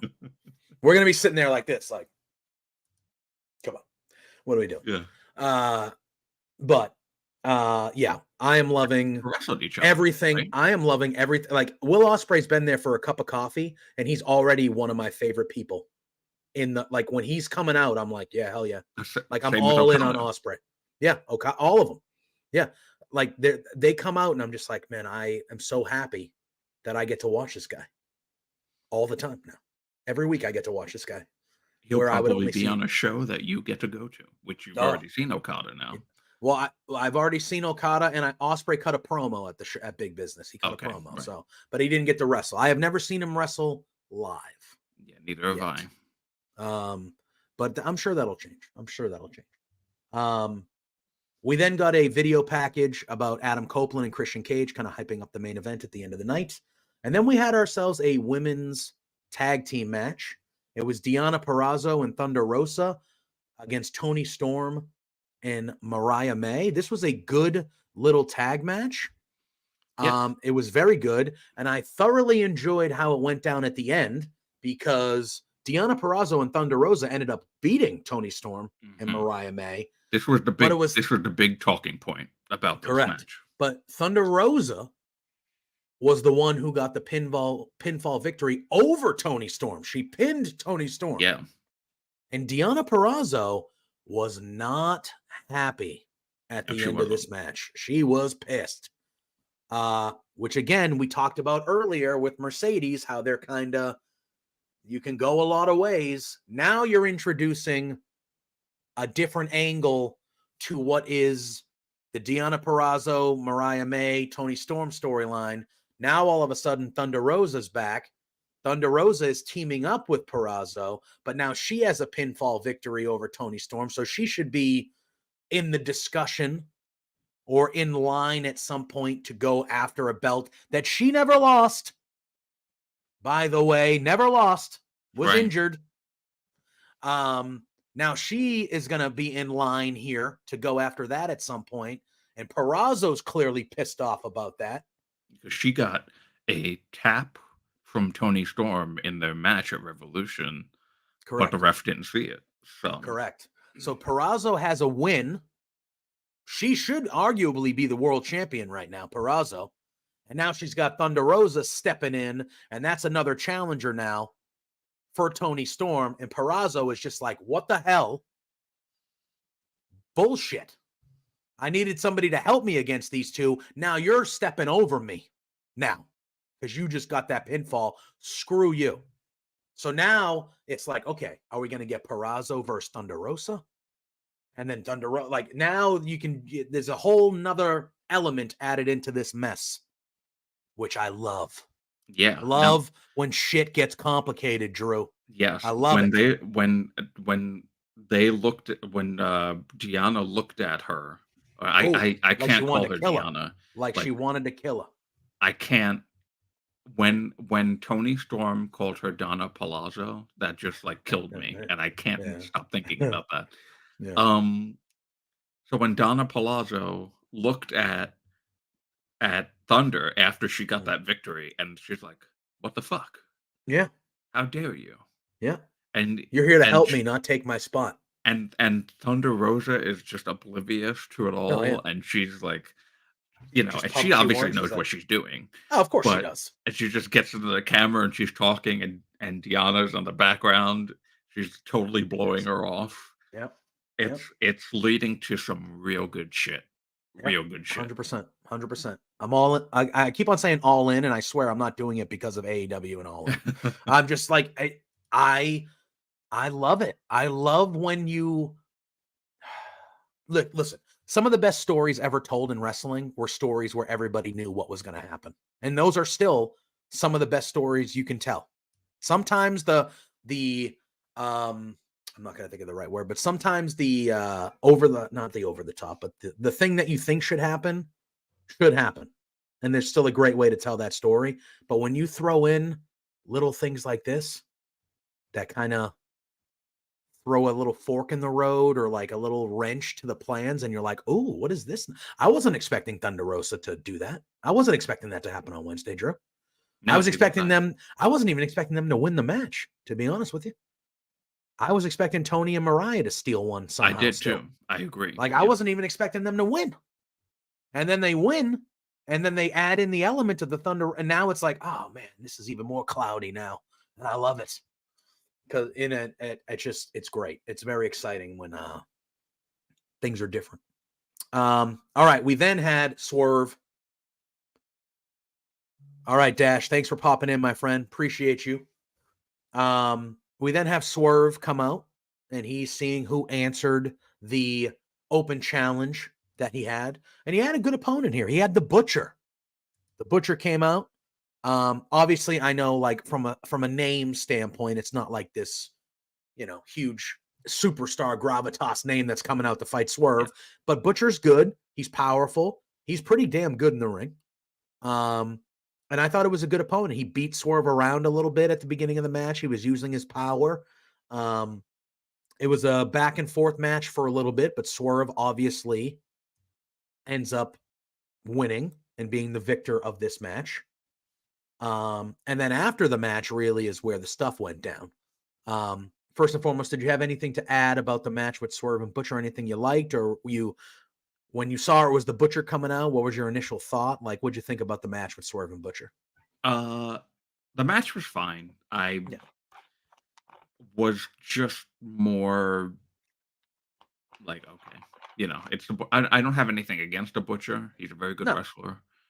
Um, but When you hear open challenge, I think your mind automatically goes to, oh, this is going to be something giant. And then when it's just kind of like a stand, like, I'm not saying I like the Butcher. I think I think him and the Blade are underutilized. Why aren't they in the fucking tag tournament? They've been there since the fucking beginning. What are you doing? I think they're underutilized, right? But at the same time, it's somebody that Swerve's going to win. yeah, Swerve's winning this right. because he's going for the title in a month. He's winning. This is a guy that people know who he is. He's a cat. He's been there for a while, but it's somebody that all right, this is going to be a decent match, but Swerve can beat this guy and it doesn't hurt anybody type of thing, Yeah, that was my thought. It was like, okay, I didn't honestly even pay attention to the match that much because it was like, okay, I already know who's winning. It's obvious. And it's nothing against Butcher because he is a very good wrestler, but I am And I I agree with the I failure agree here. with the failure right here. The Butcher Yes, was much better than just a generic 2-minute. He's fighting a nobody. It's which at is least a what somebody formidable else got opponent. on Collision this week. Exactly. It's at least a Uh, formidable opponent where hey, this is going to be a Rampage. pretty a competitive match that we know who the victor is going to be, but it'll be competitive, you know? Yeah. So it was fine for But what I what saw. happened? Yeah. But what happens after the match, Drew? Swerve calls out Samoa Joe. Samoa Joe comes right out. He looks like he's ready to go. It looks like Joe and Swerve are going to throw down. And I'm like, let's go. Let's have a brawl. I'm ready for it. Cool. But Don Callis then arrives. And Don Callis, most of the time, Don Callis comes out. I'm like, eh. But this time, it ended up with something that I was very, very excited about. So Don Callis comes out and he says that Swerve Strickland has the same amount of wins currently than Konosuke Takeshita. And he doesn't think it's fair that Swerve automatically gets to fight Samoa Joe when him and Takeshita have the same amount of wins this calendar year. Why is Takeshita not in the discussion for number one contender? So then it was decided that next week on Dynamite, Swerve Strickland will be going one-on-one with Takeshita, Yes. which, And then Takeshita, we could yep, tie this in now. go ahead. Takeshita had a match on Rampage, Yeah, live Rampage this week, yeah. against a guy. I Oh, don't he remember his murdered him. name. Yeah, It was a squash it match. was a squash match. Yes, The yes, it was. squash match that we just referenced a moment ago. Yeah, sure was. But the interesting thing about that match was right at the end, I caught Excalibur, somebody on commentary, playing up a potential elbow injury of Takeshita Mm-hmm. because he was favoring the elbow, Yeah. one of his elbows, and maybe not being 100%. going into his match next week with Swerve. So they're planting a seed there to Yep. look out for that Dynamite match. Maybe this is what causes Takeshita to lose. Yeah, maybe. Maybe. Um, that match though is gonna be that's gonna be a good one. That's gonna be a good one, guys. That's That's gonna the be a other good one. match you were talking about on Free Yes, it TV, was right? Yeah. earlier when I said there's another big match happening on Wednesday that we'll talk about. Takeshita and Swerve, my word. You got those two matches to bookend your show, Osprey and Shibata and Swerve and Takeshita. Okay, great. Sign me up. Yeah. Then we'll have more tag tournament action and things like that. Like, yeah, okay. That'll work. That'll work for me. Um, so I thought that was a good piece of business. And then you know what was a great piece of business? Was this main event on Wednesday night, this I Quit match between Adam Yeah. Copeland and Christian. This match was fun as hell. I loved every single thing that happened in this match. I was smiling and having a great time watching this whole thing. I can only imagine how those two felt. Been best friends their whole lives, been wrestling for 30 years in their hometown, having a main event match. I Quit shenanigans everywhere, happening all over the place. The Blood. They had crowd. a hockey fight. The crowd was Oh my insane. god. That was Oh, the hockey fight was so aggressively oh, it was Canadian, amazing. and I loved every moment of it. Yeah, the only thing Absolutely was loved it. how untruthful it was because the Maple Leafs never beat the Bruins. But it's okay. Let the Toronto fans have it for one night. It's the only time you're ever going to see somebody in a Tonight, Maple the Leaf Maple jersey get Leafs the best of did the that Bruins. night, the Maple Leafs did beat the Bruins. Yeah. Yeah. But So, dude, this match fucking ruled, Drew. oh This man. match was I so even it was loved, such and a this good is how much time. this ruled. This is how much this match ruled. As much as I have shat on every part of the Nick Wayne's mom Oh, she was portion of great in this it. entire She was thing, great in it. she was fantastic. Yeah, she was. The whole thing was perfect. It was perfectly done. It was like everything about it, like the hockey fight part of it, Nick Wayne and Kill Switch and her getting involved. And then you have Daniel Garcia and Matt Menard making the save to even up the odds. Then they're tying the spike. What do they call it? It was Spike, right? That was the name. Spike, To the yeah. nuts of Christian. Edge repeatedly kicking Christian in the balls like That 10 was, oh times. my god. Oh my God, It's a man. little excessive, but understandable. This part was also very, very funny. Cage running into the women's bathroom. Like all the stuff that was happening in this match Yeah, they went was all over just, the arena. yeah, There it was were, just yeah, it so was, good, man. And you're sitting there watching it and you're like, I've been watching these guys my whole life for the most part. They debuted when I was 11 years old, 10, 11, 12 years old as a wrestling fan. Like I've been watching these guys in some form as a team or now, like to see these guys 25 years later main eventing in a different company, for a title, having for a title for that title. as old men main eventing against each other in their hometown. Man, it was just like I was sitting there and I was like, this is a wrestling fan's dream right here to watch. Like, this is just so cool for us, the people that have been watching wrestling for a long time, to see these two guys having this type of match in this type of spotlight. It's just incredible. It was just incredible. And I thought it was perfectly done. I was expecting Adam Copeland to win. He did win, but I thought the way it happened with, you know, he ties Christian up in the corner. He pulls out Spike. He hits Christian in an area you don't want to be hit in with that Spike. And then he looks like he's going to bash him over the head. And Christian's like, nope, I quit. I'm not doing it. And, Enough abuse. yeah. And Adam Copeland was bloodied and yeah, oh my God, man. It was so good. It was so good. Um, Yeah, yeah, man. it was a perfect match to, I mean, I don't know if that feud is done, but for, yeah, it's like you said, it's it was like as perfect as Sting's last match was. Yeah. Honestly, it Yeah. was in the right place. It was at the right time. It was against the right opponent, and the whole thing worked beautifully. It really did. Mhm. There Yeah. was not one thing negative. Mama Wayne getting in and then seeing what was going on, and she was just like, "Oh, nope, I'm getting the hell out of here." And she ran up the ramp. That was it was everything, every part of this. Daniel Yep. Garcia coming out and Matt Menard coming out and helping that even, and then the handcuff spot, everyone getting handcuffed to one ring, to one side, to the other side of the ring, Mhm. and they all had to watch. They had to watch him get repeatedly kicked in the nuts, and Mhm. then Spike do his job, or her. Well, this for when I hear Spike, I think of Buffy the Vampire Slayer, It's fair. um, but this version of Spike was a female, and uh, yeah, it was it was perfect. Yeah. And I'm I so loved it. happy that we now have Adam Copeland as the rightful TNT champion. Yep. A two-time TNT All right, champion, yeah. Adam Copeland. I saw the first one live. Yep. I was at Yep. World's End Yep. when that happened. They Mhm. actually they went up in the crowd not too far away from where I was.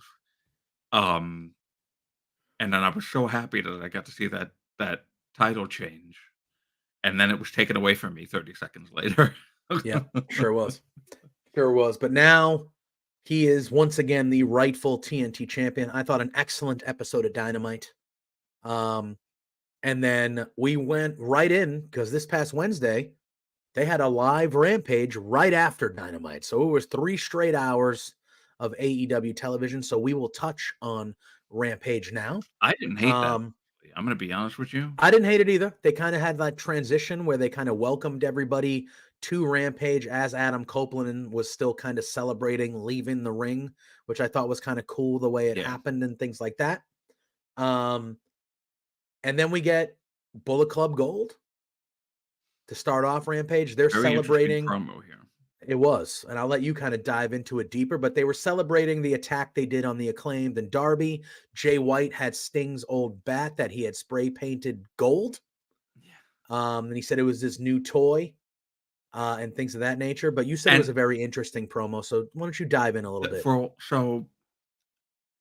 the promo, I don't have like exactly what was said in the promo, but Mhm. what I noticed, and people also have noticed on social media, was a fourth man walking in the background, Mhm. and whom I'm presuming was Juice Robinson, who I missed He dearly. has been gone, so it would be nice Uh, to see him back for sure. I don't know like what the timetable is on his return, but yeah, he's been missed absolutely. And now that they're full-fledged heels again, uh, he will be a missed presence because he really adds to that whole thing. Um, what was what more interested me was the Acclaimed promo right afterwards. And that was the next thing we were going to talk about because I thought the Acclaim promo was, yeah, like you said, interesting as well. Um, you can, if you want to keep on going, you can keep on going. But yeah, so they come out. Max Caster starts. No They call rapping. up, he no rapping. Nope, came right out just talking like, you know what? We mean business tonight. They call out Bullet Club Gold for not being there.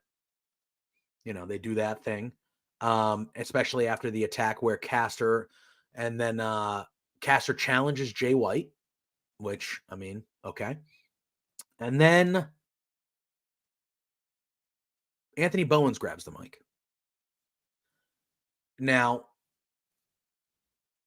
I think Anthony Bowens is a future singles star without question. Like I think it's very adamant, like very, you can tell. Dude can talk, dude can go, he's charismatic, he's got everything. He grabs the mic and he starts going in on Jay White. And he says, you know what? Maybe you should have listened to people where they said you should have signed somewhere else, Mm, that was referring a to good dig. WWE. That was a good Yeah. dig. Yeah. Referring to WWE. Because he said your failures at the Continental Classic in Full Gear And that's what he uses. He goes, maybe you should have went and signed somewhere else and listened to other people, because you failed. Ever since you've been here, you've been failing at the Continental Classic. You failed at Full Gear, all these things. Says he's a coward, and they're all cowards for not being there, and that they're counting down the days until they beat Bullet Club Gold's silly asses. That's what he said, silly asses. Yeah, so it felt weird only because I'm not used to seeing them so seriously. Yeah, this was Like, serious acclaimed it tonight. was Max dropping the rap gimmick, coming right out, talking shit, and it's a welcome change, honestly, It is. because It should happen more. It should happen more often, to be honest with you. to be honest with you, I think they should just drop the rap thing for now. I think it's kind of been overdone at this point, and they don't always hit. They did that weird thing a couple of weeks ago where he like missed his rap. Well, he was like flubbing it a few weeks in a row, kind of like teasing, like, you know what I mean? Like he had been messing up the raps or whatnot. Which I thought was leading to him turning heel that last week when they turned on, because I told you the way that they shot that, the way that looked was that Bowens wasn't going to be paying attention, and Yes. and Max was going to let go of Darby and just attack him, because that's really what it looked like. Yes.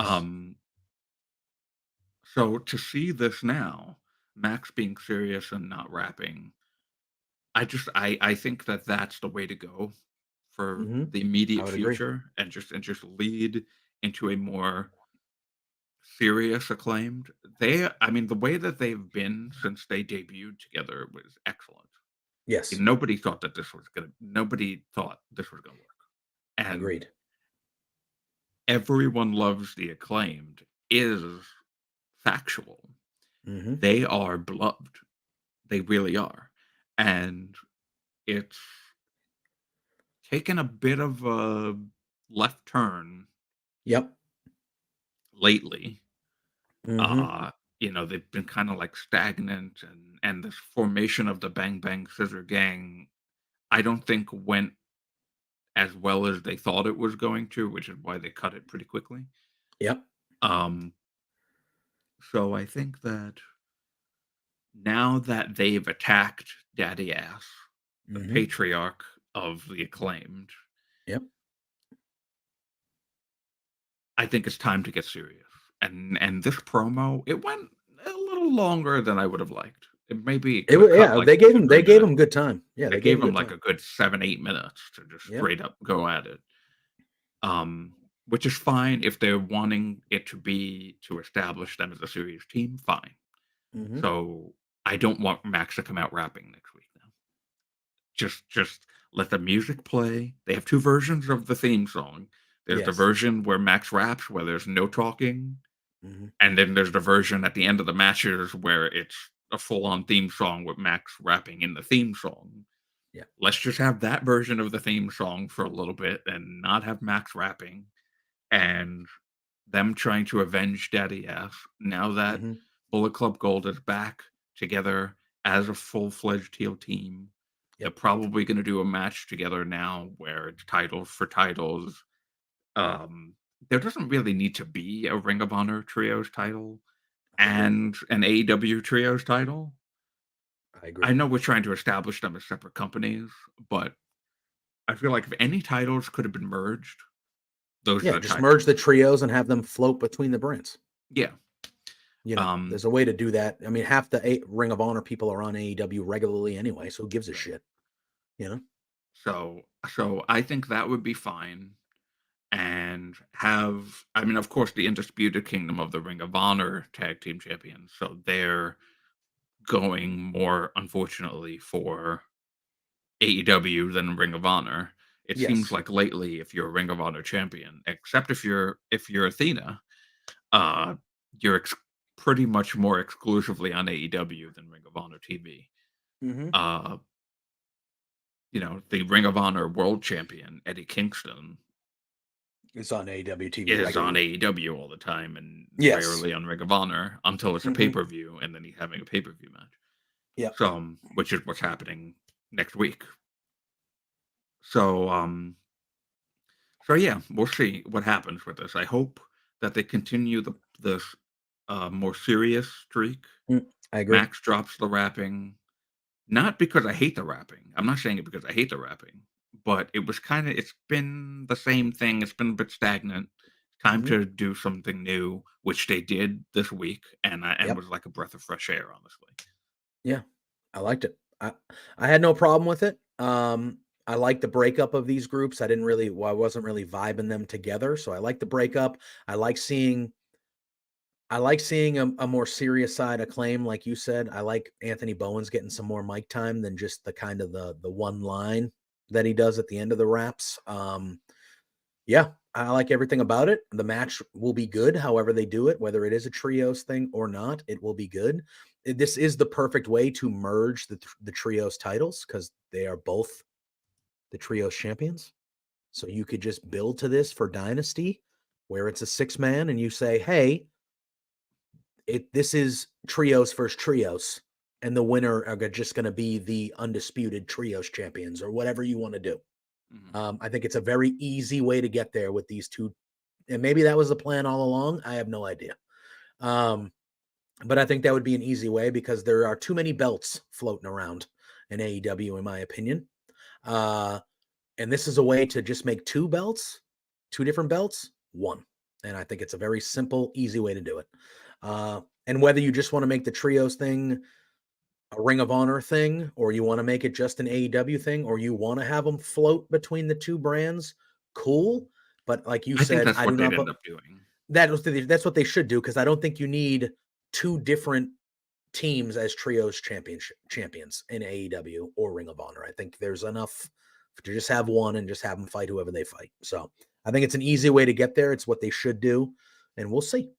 Um, but speaking of championships, we had a wild card match for the AEW World Tag Team Championship tournament on Rampage, and it was best friends, which were Orange Cassidy and Trent Beretta, going up against the Don Callis family, who were represented by Powerhouse Hobbs and one Kyle Fletcher. Chuck Taylor and Don Callis were both out there as well, representing their teams.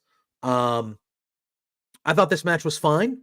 It's a wild card match, so the winner of this match is now officially in the first round of the tournament. And best friends, Orange Cassidy and Trent Beretta, got the win. So they will be moving forward into the first round of the championship. I don't have the brackets on right with me, so I don't know who they're facing. But they're in it. We do have a tournament bracket. I know it is FTR is going to be facing the Infantry because the Infantry got that win over the House of Black on Collision last week. I know we mentioned it. They're doing it where the first round matchup is the Young Bucks versus Private Party. They're actually giving us that match again, which is really good because the last time Private Party and the Young Bucks fought in a tag team tournament, guess what happened? Private Party had one of the early huge upsets in That's right. AEW history by defeating the Young Bucks in the first round of that tournament. I think it was the second ever Dynamite in Boston. I was in the building. So I like how they're giving us that rematch back. I think that's very fun. I expect the Young Bucks to win this time, but I think you can always lean back. Well, everyone was expecting the Young Bucks to win last time, and guess what? Private Party pulled it out. So, that's pretty cool. Big Bill and Ricky Starks are facing. I think I forget who they're facing, and then below them is FTR and the I'm Infantry, and then sending you it have to the you Young right now Bucks. on Yeah, on Twitter. and then you have the Young Bucks and Private Party. So, yeah. So Ricky Starks and Big Bill are facing Top Flight. That's right. FTR It's is now. facing the Infantry. Oh, it's the Undisputed Uh, Kingdom that are getting the best friends now, yeah. So it's Undisputed Kingdom versus Best Friends, and then we which got they've Young Bucks and already Private like Party. this was, if you thought of it logically based off of what's happened the last month on AEW TV, you knew where this was going. But It's gonna be. I was Yeah. confused because I'm like, why is FTR in this and not Claudio and John Moxley, who beat Mhm. FTR at Mhm. Revolution? Well, stories have come out. It turns out that John had other dates in Mexico and Japan to fulfill that were already planned months ago. Mhm. So they couldn't be in this because he wouldn't have been able to wrestle. So Yeah. then I go, well, why didn't FTR just win at Revolution? But whatever. So Yep. I'm not the booker. So yeah, so Infantry faced House of Black last week, and everyone's like, oh well, House of Black, duh. Nope. No duh. Nope. Duh didn't end up happening. But then when you think, oh, well, the week prior to that, who interrupted an FDR promo? The infantry. Yep. So that actually makes sense. So then best friends of the Don Callis family wrestled, and then you go, oh, well, Don Callis family. You think, they're in the conversation, they're a big thing right now. They'll probably end up winning. But then remember, best friends, Undisputed Kingdom, the whole Mhm. Roddy Strong stuff, and Roddy just took the title off of him. Yep. Obviously, it's going to be best friends and Undisputed Kingdom. Yep. So, um, I'm very excited for the Young Bucks private party match. Oh, I yeah. don't think the same outcome is going to happen this time as Nope. last time. Nope. Uh, but it'll be fun, and as will Undisputed Kingdom as best friends. That'll be a fun match as well.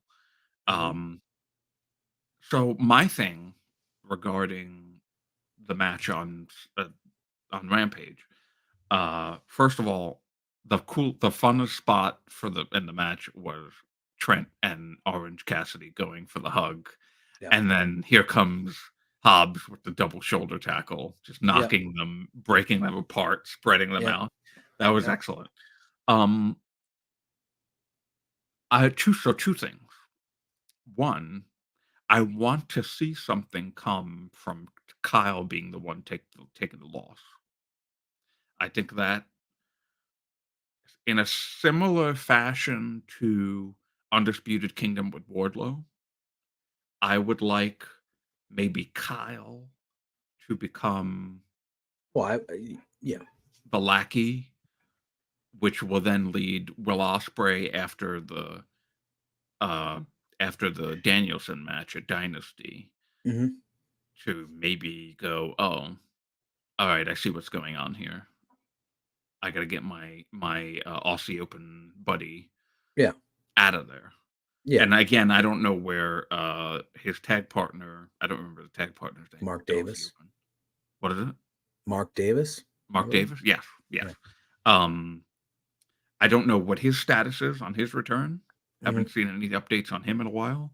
Yeah. Uh, but Mark Davis, Kyle Fletcher, Will Ospreay versus Takeshita, Will Hobbs, and I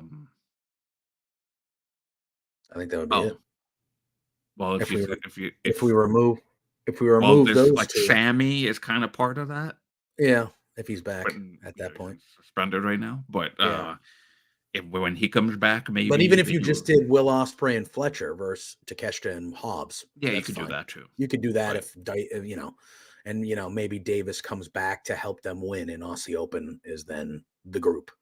You could do right. it that way. I know Davis had a pretty serious either wrist or arm injury or whatever, so I don't know where he's at Yeah, as far as being healthy to come back is, but we just talked about, and Will Ospreay is a single star to me, but like if you can have a trios group or you could, whatever, okay.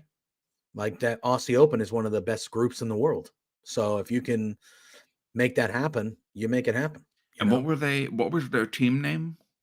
The three of I think they them? were Aussie Open, weren't they? Was it Aussie Open? Oh, the Okay. Aussie, yeah, right? I thought No, it was like Aussie Open is the United. tag team. Were they? Oh yeah, United Empire. Is that it? Yes, that's it. United Right, Empire. right. United Empire. Um, yeah. So So that, like, hey, I wouldn't hate yeah, that at all. yeah. Aussie Open is one of the best tag teams in the world. So you would think once Davis is healthy, they get back to that.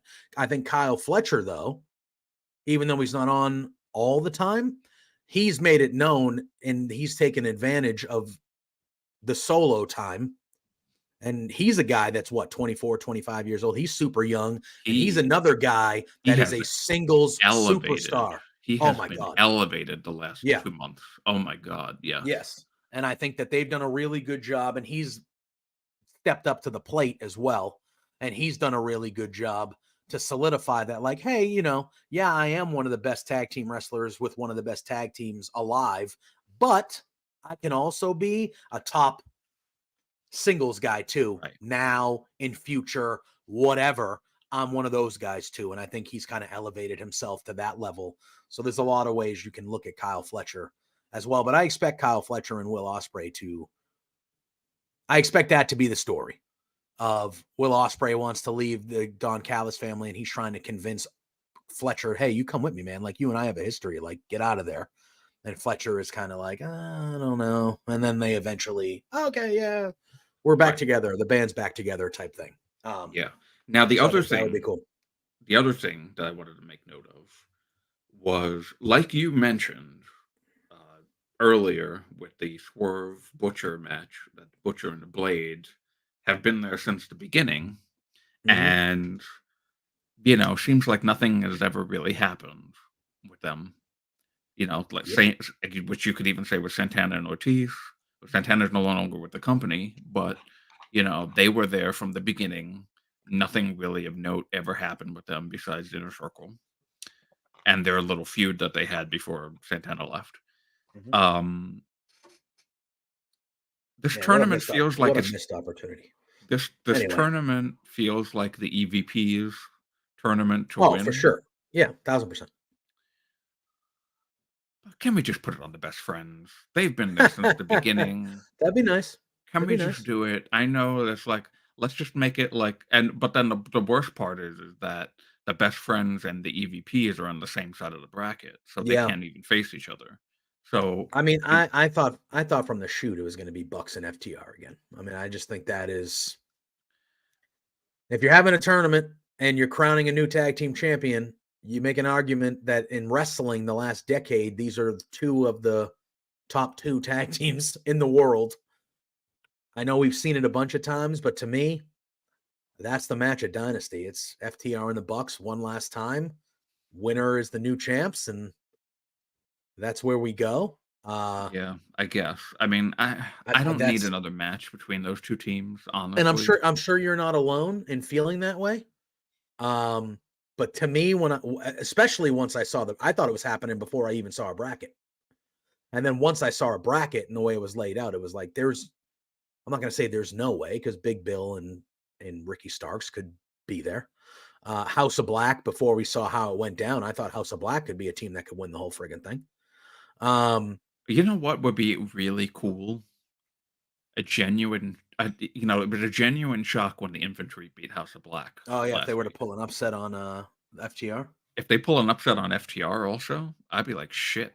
Yeah. Put them in the fucking it's a way to make a tag team. Now, it's a way to make a tag team a matter immediately. Now, I think AEW dropped the ball a little bit on Private Party a couple years ago or 5 years ago when they beat the Young Bucks. Another team that should have had a tag team title. Yes, I'm not saying that Private Party should have won that tournament to become the champs or the number 1 contenders, whatever that was for back then. I think it was to be the champs. I'm not saying they should have won that tournament, but what I'm saying is, if you're going to have them beat the Young Bucks on the second ever show and have that moment, you are now solidifying them as a tag team that you need to be aware of, new AEW wrestling fan. And then if you would have watched the show for the next 6 to 8 months, they did not fulfill what they said. And then also and then there was injuries and things happened. Yeah. Things happen. It's not just the booking. There were bad injuries. Top Flight has just been riddled with injuries the past few years. Flight, I'm going to be honest with you. I kind of want Top Flight to upset Ricky Starks and Big Bill. Not because I dislike Ricky Starks and Big Bill, but I feel like Top Flight versus FTR in a second round matchup to go to the finals is now most likely it'll be Big Bill and Ricky versus FTR. Those are that makes sense too, for obvious reasons. Yeah. tournaments and the infantry beating the House of Black is a huge upset. Duh. But it was a wild card match. It wasn't like the official. Tournaments like this are where you're supposed to have your upsets that come out of nowhere. Holy crap! This team beat the. Oh my god! What? And I would like to see one. I don't consider the Best Friends beating Undisputed Kingdom an upset. I don't consider Undisputed Kingdom beating Best Friends an upset. Really, the upsets would be on the other side, with either Top Flight beating Ricky Starks or Big Bill, or the infantry upsetting FTR. The infantry technically already did an upset. Yes. So yes. if they could pull a double upset and then beat FTR as well, that would be crazy. You could. And then that will probably give a straight line to so Big then that Bill, would mean probably Ricky Starks and Big Bill versus the infantry. The Young Bucks for the titles. And then you got two heel teams going for the belts, which that is what it is. In today's wrestling, not everything is babyface. You know what? It's funny. We didn't have a collision to talk about this week, but we're at around the same time. I know. We had a collision. We have one more match to talk about because the next couple matches, Shibata squashed Kevin Matthews and Takeshita squashed Rocky Romero. Yeah. So we really only have to talk about the street fight with the ladies, which was fucking awesome. It was. Yeah. So we can give this a little bit more time. I'm going to be honest with you. If Ricky Starks isn't in the finals, I don't think he's resigning with the company. I don't think he is anyway. It's similar to like if Drew McIntyre doesn't win at WrestleMania, I feel like they could you just swap. My thing is, right, if you're Ricky Starks, who hasn't been on TV since he lost the tag titles, which was a while ago, to Darby and Sting, which was months ago. Yeah. We barely seen him. I don't think he's been on TV since then. Yeah, so it's one of those things to me, and I don't know if he's injured or I don't know if it is because of the contract. I don't know. But it's one of those things to me where it's like, if you're Ricky Starks, has AEW shown you enough that you want to stay there for another 3 years? If you're Ricky Starks, and I think we know how Ricky Starks views himself. He views himself as a world champion type guy, which he is. Honestly, he is. He views himself as a top of the card guy. You saw when he had that little run with MJF, those promos he was cutting, that match he had. He's right up there. He's right up there with those guys. That's the talent he has. And if you're him, you gave me a good tag team title run. Like, me and Big Bill kind of caught fire, and we're actually a better team than I think everybody thought they would be. Cool, you gave me that, but I've been here for 2.5, 3 years now, or at least a couple years. I've been here, and you gave me a little run with MJF there at the beginning of his title reign. You gave me a tag title run. And other than that, you really haven't done shit with me.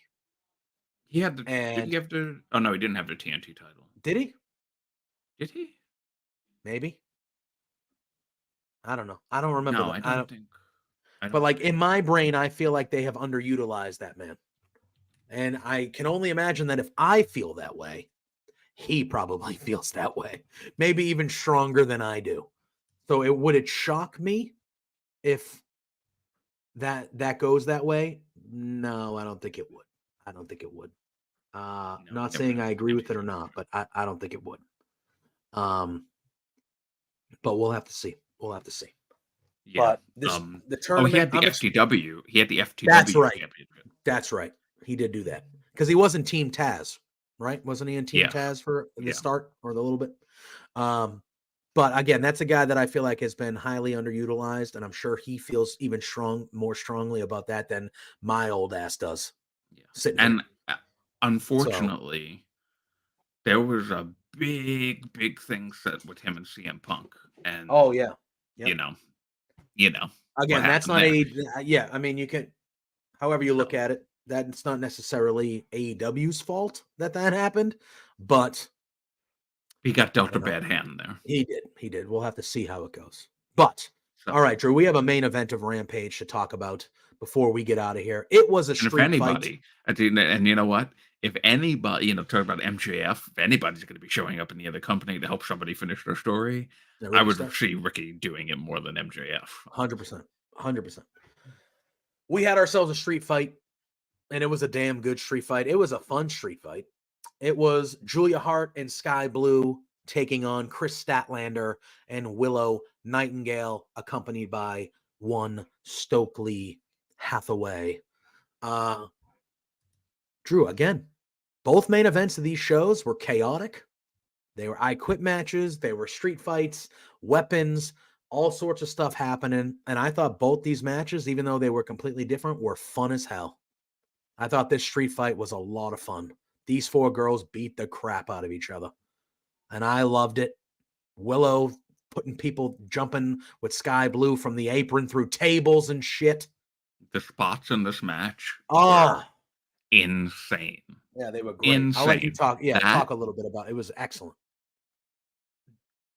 so That happened towards the end of the match. I know I jumped yes, ahead, but but like right, that spot to me was like, right oh, towards the beginning, they put Julia in through the opening of the steel chair, yeah, and then they're hitting moves on her yeah. She while did. in that position. Statlander did a backbreaker like with the chair, Yeah. while she was laid in the chair. And her Incredible. body bending. I'd never seen that before. And her body bending in ways the body shouldn't. Just like, Yeah. ooh, my God. Ugh. And then in the picture-in-picture, Statlander puts her through the table that was set up in the corner. Yep. And then, oh my God, they were getting violent in that picture. Oh, they were beating the shit out of each other. They had that chair spot in the corner. They were beating each other with kendo sticks. It was violent during that was one of the picture-in-pictures I actually as it should enjoyed be. watching. When you think about it, Julia Hart has been torturing Willow Nightingale for like a year now. Like a year. Yeah, like a long time. Like Willow was involved with the Sky Blue stuff before Sky Blue even aligned with Julia Hart, and they've been together now for like this has been going on for a while. So I felt like the violence and the spot, like this was a blow off of like almost a year-long feud here. It felt like it really was. So it was just for what we were seeing, you know?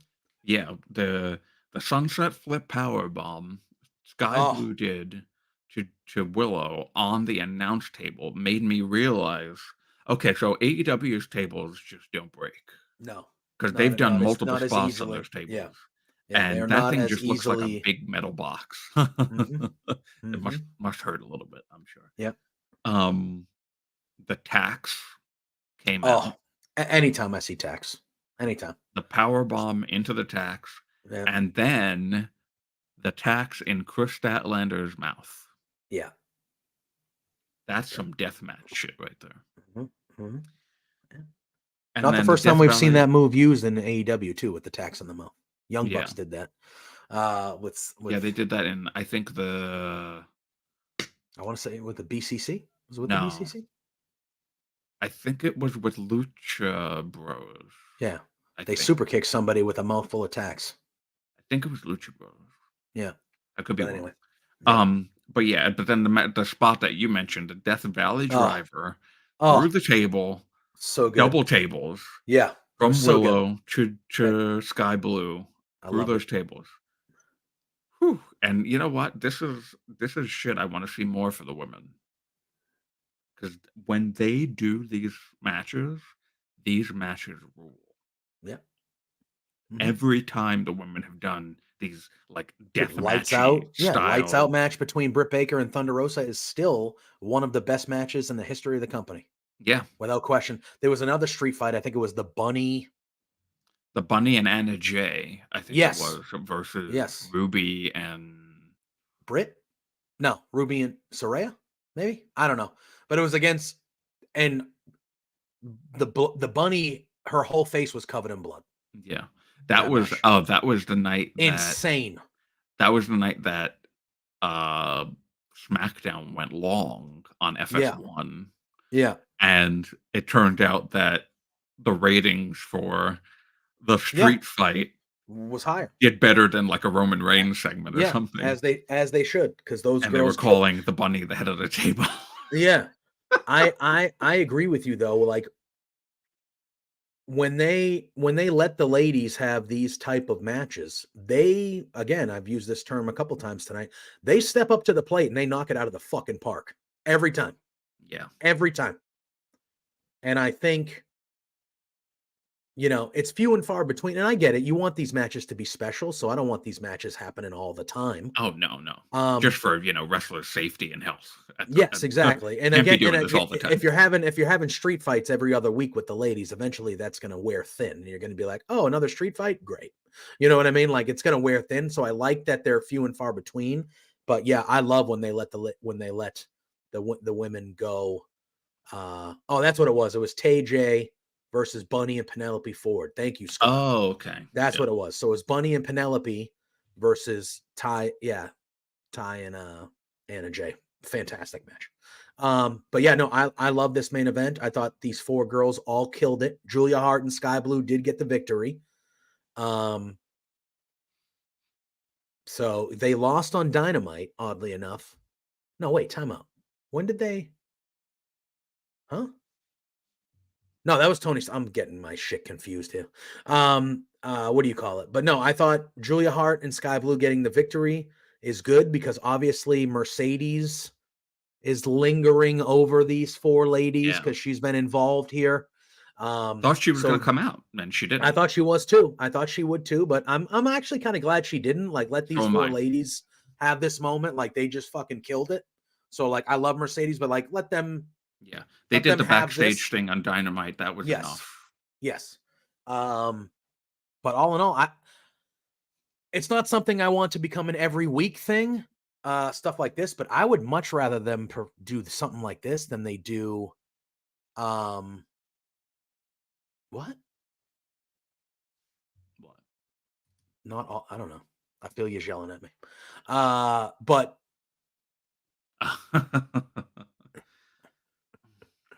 my thing is, I would prefer that they do this every so often than have fucking Battle of the Belts. Or, like I would rather this be a special occasion thing where they go, hey, we're doing Rampage right after Dynamite every so often, as opposed to, hey guys, we're gonna do Battle of the Belts after Collision or things like that. Like when they do their special things. Like Yeah. I kind of dug it. I know you said you did a little earlier. I kind of dug this. I thought it was I different and think it was cool. listen, I know that we have 3 hours well, we we collectively don't have 3 hours of wrestling on Monday because some people don't watch that. Mhm. But if if you are strictly WWE or strictly AEW Mhm.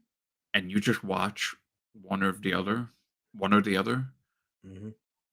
you know, fuck it. Put Rampage on after Dynamite every week. Mm. Did better ratings than when it's on Friday. That's for Yeah. sure. Well, I And think it was Ophelia. more entertaining to watch. Well, I think Ophelia just nailed it. She said, "I think people knowing it was live meant they stayed too versus leaving." Yeah, I mean, Right. crowd was great.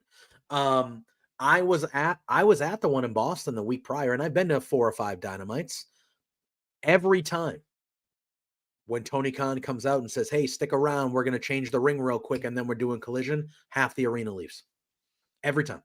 Yep. Doesn't matter. And People are Boston's a already big time. leaving Yeah, as he is Boston's a big saying time that. wrestling. We're a big time wrestling market. We love wrestling. They just leave. But I did feel like because it was live, most those people stayed there. That was a full arena for the most part, it felt like, with Collision. But they And shot it that that made a way. difference. I mean, with Rampage, I'm sorry. And that made a difference. Scott also saying before we finish up, he said Stokely helped Willow up after the match and looked disgusted towards Stat in the ring. So there's that story as well. Because this whole time, Stokely has been kind of like with Statlander ish, like trying to impress Statlander and get Yeah. Statlander to go. But I did notice that, and I noticed, a lot of people thinking that Willow's going to turn heel at some point. Well, if she turns heel, Stokely should go with Willow and leave Stat if they're not going to go the full route of both of, you know what I mean? Like, I again, think both more no, I ways you said to can you, go. I think I said it on this show last week or the week before, or maybe I said it on Roundtable. I think the pairing of Stokely and Chris Statlander is Mm, marvelous.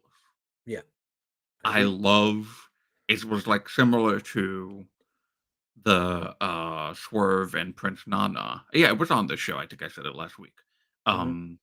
Because they had where Stokely was trying to get Chris to cheat to win, Yep. and she Hmm. wasn't having it, but they're Correct. still like together, and I like that. I like that there's these nuances, and it's not just clear babyface, heel, heel. I like these types of things. So if what I said earlier in the show about Willow turning heel and joining with Julia and Sky Blue, Hmm. that would then leave Chris and Stokely to just be the thing of like, oh wow, the both of them just like looking at each other like, wow, we didn't think that this was what was going to happen, and you know Yep. what? They kind of like bond in that moment, and they I be agree. and that carries them on. I don't think that that would be a bad thing at all. I I do not really either. like the two of them together. I do too. I do too. Um, so again, I thought it was a good night of wrestling for AEW. I thought it was a really, really great episode of Dynamite. I keep on saying Collision. I thought Rampage was fun after. And we got at least two huge matches set up for this coming Dynamite. I feel like AEW is in a groove, man. We've been saying it for a little while now. AEW is continuing. They feel like, to me, it feels like, at least for now, it's a short sample size. Tony Khan and the booking is getting back to the, hey, we don't give a shit. We're just going to have these awesome matches on our regular shows for free. We're not going to wait. We're not going to do. And that just seems to be, it's kind of making me feel like the old AEW a little bit, where they Yeah, were just having matches after match, and it was like, holy shit, this yeah. Dynamite is stacked. Because I think everyone realized when you delay something a really long time, MJF Adam Cole, uh, it starts to get stale. And It people, does. when you get to like that big blow off, half of the people end up caring because the other half Hmm. checked out months ago. Yep, And I it agree. was unfortunate, but that's what ended up happening. So, Yeah. like I said, oh yeah, well, they should do Eddie and Okada at the pay-per-view. Well, something could happen between now and the pay-per-view. So Yep. fuck it, just do the match on TV. And they did. 100%. And it was a great match. Yep. And now we can move on from that already. Or they could have another match at Dynasty. Uh, Eddie's going to have a Ring of Honor match next week or Hmm. 2 weeks from now at Supercard of Honor. Yep. And yeah, we'll see what happens. But yeah, AEW is on a hot streak right now. Yeah. They really Big are. time. And I do think like I said, yeah, I know Raw is 3 hours and it's on Monday, but Dynamite after Rampage, I think is a winning formula. I do think it's a winning formula. And Yeah. I mean, you maybe already you already tape it anyway. So why wouldn't you can't do it live and then re-air it on Friday? you could do I mean, that. what is TNT, or technically TBS, because it's Dynamite? What does TBS air after Dynamite that they wouldn't be like, oh, you want to give us another hour and go to 11? Cool. Yeah, they Like, just do are like a they going to be like, movie or something. no, no, we have to show Austin Powers Gold Member. We have to. The people are, and again, I love that movie. I'm just throwing a random ass movie out there. But like, is TNT, it's TBS and Warner Brothers going to be like, oh, you want to go to 11 now on Wednesdays? No, dude, this is the weekly movie. People stay up on a Wednesday night at 10 p.m. to watch us airing fucking The Fugitive. I don't even fucking know. I'm just throwing random ass movies out there. But you know what I mean? Yeah.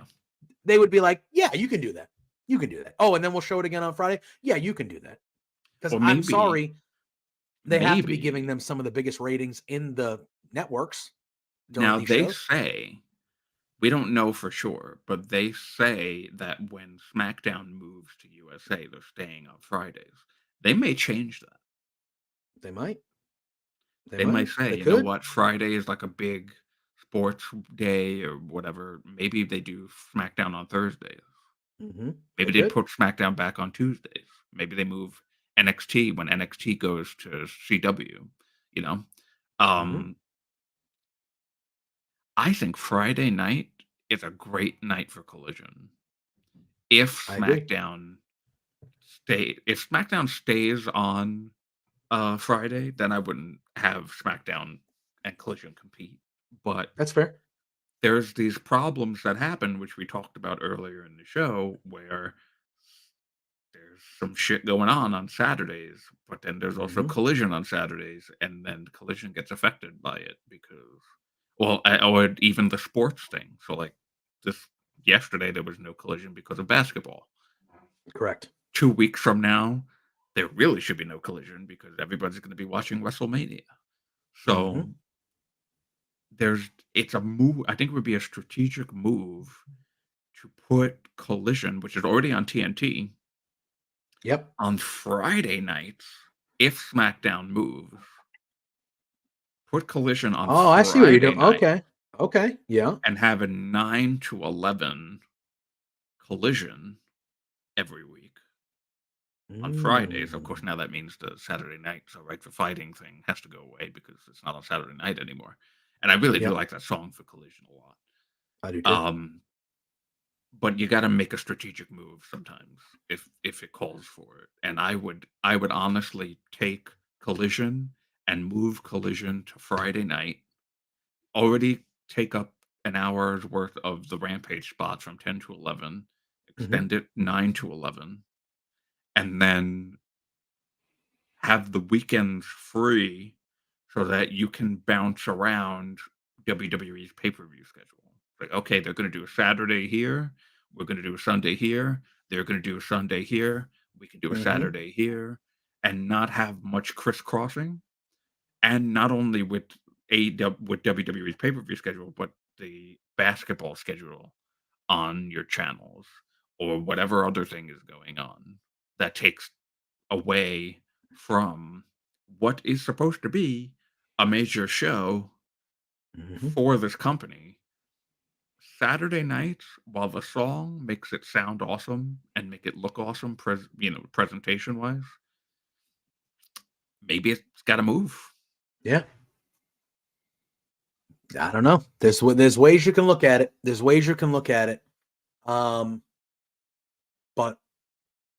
I don't know. You got to Would you kind of hate see. Collision on Friday nights in place of SmackDown? I mean, I think Friday or Saturday night. I'm not watching it live most nights anyway. Those are nights Oh, that well. here. My thing is right. Saturday nights it's a tough night because people go out on Saturday nights. And like not everybody, obviously. I don't go out every Saturday night, but if I'm going out with my friends or with my partner or whatever, Saturday night is usually the night we're going Yeah, because both of us don't have to wake up early on Sundays. There's no work for most people on Sundays. So it's a tough night. And I think Friday night is equally as tough because I think the same thing happens for a lot of people. Fridays and Saturday nights are the weekend, man. That's when you're out. You're going to go out for dinner or on a date, or you're going to go see your friends or your family or whatever. So I think those are tough nights for high. And again, we're not ratings people, but I think those are tough nights when it comes to ratings because those are nights where people are going out and they're just not at home watching television all the time. yeah, right. Um, I mean, personally, I have to watch Collision because I have an obligation after Collision every Exactly. week. And I So watch I'm like, Collision because we do this. yeah, We do this on Sunday mornings. You have an obligation where you do the post show for Fightful. We do this on Sunday mornings. I wouldn't be able to do this show properly with you if I'm not watching the shows, right? So like right, I obviously watch Collision every Saturday. There's just sometimes where I don't start Collision until midnight right, because I'm out and I come home and I go, all right, I'm going to fast food through the commercials, but I got to watch Collision because me and Drew are chopping it up tomorrow. So I got to I got to be prepared. I'm not going to sit there like an asshole, not knowing what I'm talking about, yeah, you know? So I don't know. It would be weird. You have to get a new theme song though. I don't know. That wouldn't make sense yeah. because, Can't do Saturday night on Friday no, night. unless you call Elton, you're Tony Khan, you call Elton, you go, hey, can you just say Friday instead of Saturday and we'll just dub it in? Could do that. I don't know. But, we'll have to see. We'll have to see because I do think once we get to the end of this, and again, it's only March. But once we get to the end of this calendar year, when WWE makes the move to Netflix on Mondays and SmackDown's going to US, they're moving their stuff, especially if SmackDown moves on off of Friday, like you said. I mean, AEW has always been flexible. They move their nights all the time. We've seen Dynamite happen on a Tuesday. We've seen Dynamite happen on a Thursday. Yeah. We've seen Collision happen on Friday, all different types of times on Saturdays. They're flexible because Warner Brothers gives them that, right? So maybe it's one of those things where if you're Tony Khan, you go, hey, this is WrestleMania weekend. Obviously not this year, but like, moving forward, if you know that a SummerSlam is going to be on a Saturday night, or you know that the Royal Rumble's on a Saturday night or whatever, you go to Warner Brothers and you go, hey, man, they're doing these big giant Saturday pay-per-views on those weeks. Collision's going to be on Fridays. We're going to do Collision on Fridays. I'm pretty sure TNT, Warner Brothers would go, yeah, that works. That's cool. Plus, their media rights are coming up soon. Exactly. So they could And then factor all of a that sudden, into a new deal. Yeah. And if you want to get people to your, if the media rights come and they re-sign and HBO Max becomes a thing for pay-per-views and stuff like that. Oh God, I hope so. Oh, I hope so too, because if you're going to be doing pay-per-views every month, not everybody's going to be spending $50 a month, Tony. That was an old pay-per-view model that a lot of people are happy disappeared a decade ago. So not everybody is going to be willing to drop $50 a month, even if we love your product. I will, but not everybody will. So, wouldn't that be a way to get people to go to your app if you said, hey, guys, this Saturday, Collision, instead of being on TNT, it's going to be on Max and Max only. That would be incredible. So why don't you go watch it over there? That would be a big game changer for them. Yes, it would.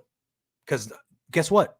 At the end of the year, no matter whether you like it or not, Raw, the oldest running episodic wrestling show in the history of professional wrestling, is going to be on Netflix and Netflix only. If you do not pay for Netflix, you will not be able to watch Monday Night Raw. And that is the first time in the history of WWE and Monday Night Raw that you are not going to be able to watch it on regular cable. Now, Netflix, the cheapest one you can get, I don't even know what it costs now, but it's $15, whatever it is. I don't know. You got to be paying that in order to watch the main wrestling show that most people have probably been watching for their whole wrestling lives, Monday Night Raw. So why wouldn't AEW try to do that? Maybe Rampage becomes a Max show only. And you can move Collision to Friday nights. What if you move Collision to like what wasn't before NXT got onto? Yeah, the NXT was only on the network until AEW was around. The only way you could watch NXT was if you had the WWE network and you paid the $9.99 a month. That was the only way you could watch it until AEW came around, and then they were like, "We're going to put NXT on cable to go after, like, to match with these guys." But until that, you only could watch it on the network. And Hulu like a month later. Or something. Yeah, exactly. But like, why can't we go back to that again? Now, sooner or later in regular sports now, you can't watch certain NFL football games unless you have Amazon Prime or Peacock or these things. Like that's the world we're heading to, whether you like it or not. But that's the world we're heading to, where these things that used to be free for us on basic cable are now not going to be free for us. Not all of them, but some of them. There was a playoff game in the NFL, the biggest sports organization in the world with the most people watching the NFL. You could not watch a playoff game unless you had Peacock. Think about that. That is billions of people that would have watched that game on NBC, CBS, Fox, that the NFL was like, no, we're good. You need to pay for Peacock to watch this game. Otherwise, you're not watching it.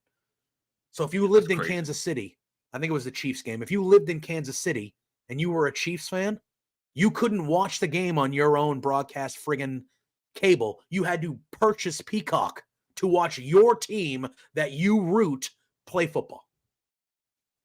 That's the world we're going, man. It's all going to be that stuff. Yeah, it really is. Wrestling wants to get involved with that, which WWE clearly is. WWE next year is going to have a main show on streaming, a main show on regular cable with NXT on CW, and a main show on broadcast cable with SmackDown on USA. They are going to hit all levels of media. Yeah. Wow. Why wouldn't AEW try to match that? Or try to do something similar and generate things that way as well. It's just something I had we're not gonna have to thought get used of. to and talk about soon. I had not thought of like a Rampage exclusively on Max or Why something not? like that. If they That sign would a new be, deal, why not? yeah. Because if you're a diehard AEW fan, you're gonna watch Rampage. Okay, well, guess what? On Friday nights at 10 o'clock, you have to go to HBO Max to watch it. And if you're an AEW fan and the pay-per-views are on Max, you're probably going to pay the 15 bucks a month for Max, so you don't have to pay 50 a month for the pay-per-views. Yeah. So it'll That be needs right to there for you. happen. That needs to Yeah. happen. So, but we'll see. We'll see. All right, Drew. Another great show today. This is a lot of fun chatting. We only had one show to talk about. We went longer than we do most weeks when we talk about two. So, it is what it is. And also, And it I was good. think it was cool to go a little longer because if I remember correctly, we are not going to be on next week. We are not going to be on next week. It is Easter holiday. Not saying that I celebrate Easter, but my family still does get-togethers and stuff of that nature. So I will be at a brunch, probably half liquored up at the point that we will supposed to be chatting. So we will not be live next Sunday due to the Easter holiday. But But we'll now, be, and so I'm going to do this live on air with you. yeah, The following Sunday it's WrestleMania. is WrestleMania week. Yeah, I will Are be in you Philadelphia. are As you of this going moment, right now, I will still be in Philadelphia for so WrestleMania week. But I will have a laptop on me, so I will be able to do live. I know you're not far away from Mania. I don't know if we could pull off a live episode of Firmly AEW. But well, so my I thought process was wouldn't well, because yeah, you would be there for the whole weekend. So I will be in Philadelphia from Wednesday the 3rd and leaving Tuesday the 9th. So I will be there the whole Wednesday through Monday, basically. I will be there. we're gonna talk off air. Yeah. Maybe maybe we could do something interesting. Maybe. Yeah. I gotta We can think make about something it. work. But Yeah. we'll talk about it off air. But let the people know where they can find you, Drew. And then I'll do my little dance and we'll get out of here. Well, you can find me right there at the Drew Nicholas on Twitter. You can find me doing the Roundtable Pro Wrestling Podcast. We are on Monday nights, Wednesday nights for trivia and Dynamite recap, Friday nights for really awful wrestling, Friday Night Raw. And I do the Roundtable News Network with Bad Blood on Saturdays. That gets aired. We record that and show that on Saturdays. And you could find me on the, as we just mentioned, the Fightful post AEW Collision show Saturday nights. I collect the super chats and the humper chats over there for Rick and Iridian and Cresta, or a combination of them. Sometimes they're not all there. And that's a great time. Come join us there on Saturday nights after Collision. And those are, that's it. That's where you can find me. Love it. I love it, man. You can find me at JPJ Loves Gaming on all social media platforms. You can also find me there on Twitch as well. MLB The Show just came out last week, so we've been playing a lot of baseball over there, but we have a good time over there, chatting wrestling, chatting a little bit of everything. So you can follow me over there. You can find me here every Sunday, not next week, but every Sunday at 10 a.m. with this guy, chatting all things AEW for Firmly AEW. And you can find me here every Thursday night, 8 p.m. for the flagship show of Love Wrestling with our boy Pluggo, my boy Pluggo, for Between Two Beards. Thank you all for watching today. Thank you for all the comments in the chat. Today was a fun one. They are always fun, but today was a fun one. Appreciate all of you for the continuous support of me and Drew here, and just Love Wrestling in general. Obviously, you guys are here now, but share all our stuff. Tell your friends about Love Wrestling. Have them go to the YouTube and subscribe. Hit all the thumbs up and the bells for notifications. The more it helps us on the algorithm, the more we get noticed, and we get to do more of this cool shit like this every week. Head on over to patreon.com/lovewrestlingca where you can get discounted tickets. There's going to be some cool news coming up with that as well. We're going to try to start doing a little bit more than we already do over there on the Patreon as well. So give us some love, give us some follows. Drew and I, Not next week, but we'll see you in a couple weeks, maybe for some extra fun stuff with Mania weekend and stuff like that. So be on the lookout on the socials. We're going to have some fun here as AEW is continuing to be just real fun to talk about, Drew. Just real fun to talk about. For Drew, for myself, appreciate everybody. You guys know the drill at this point. Until next time, peace out.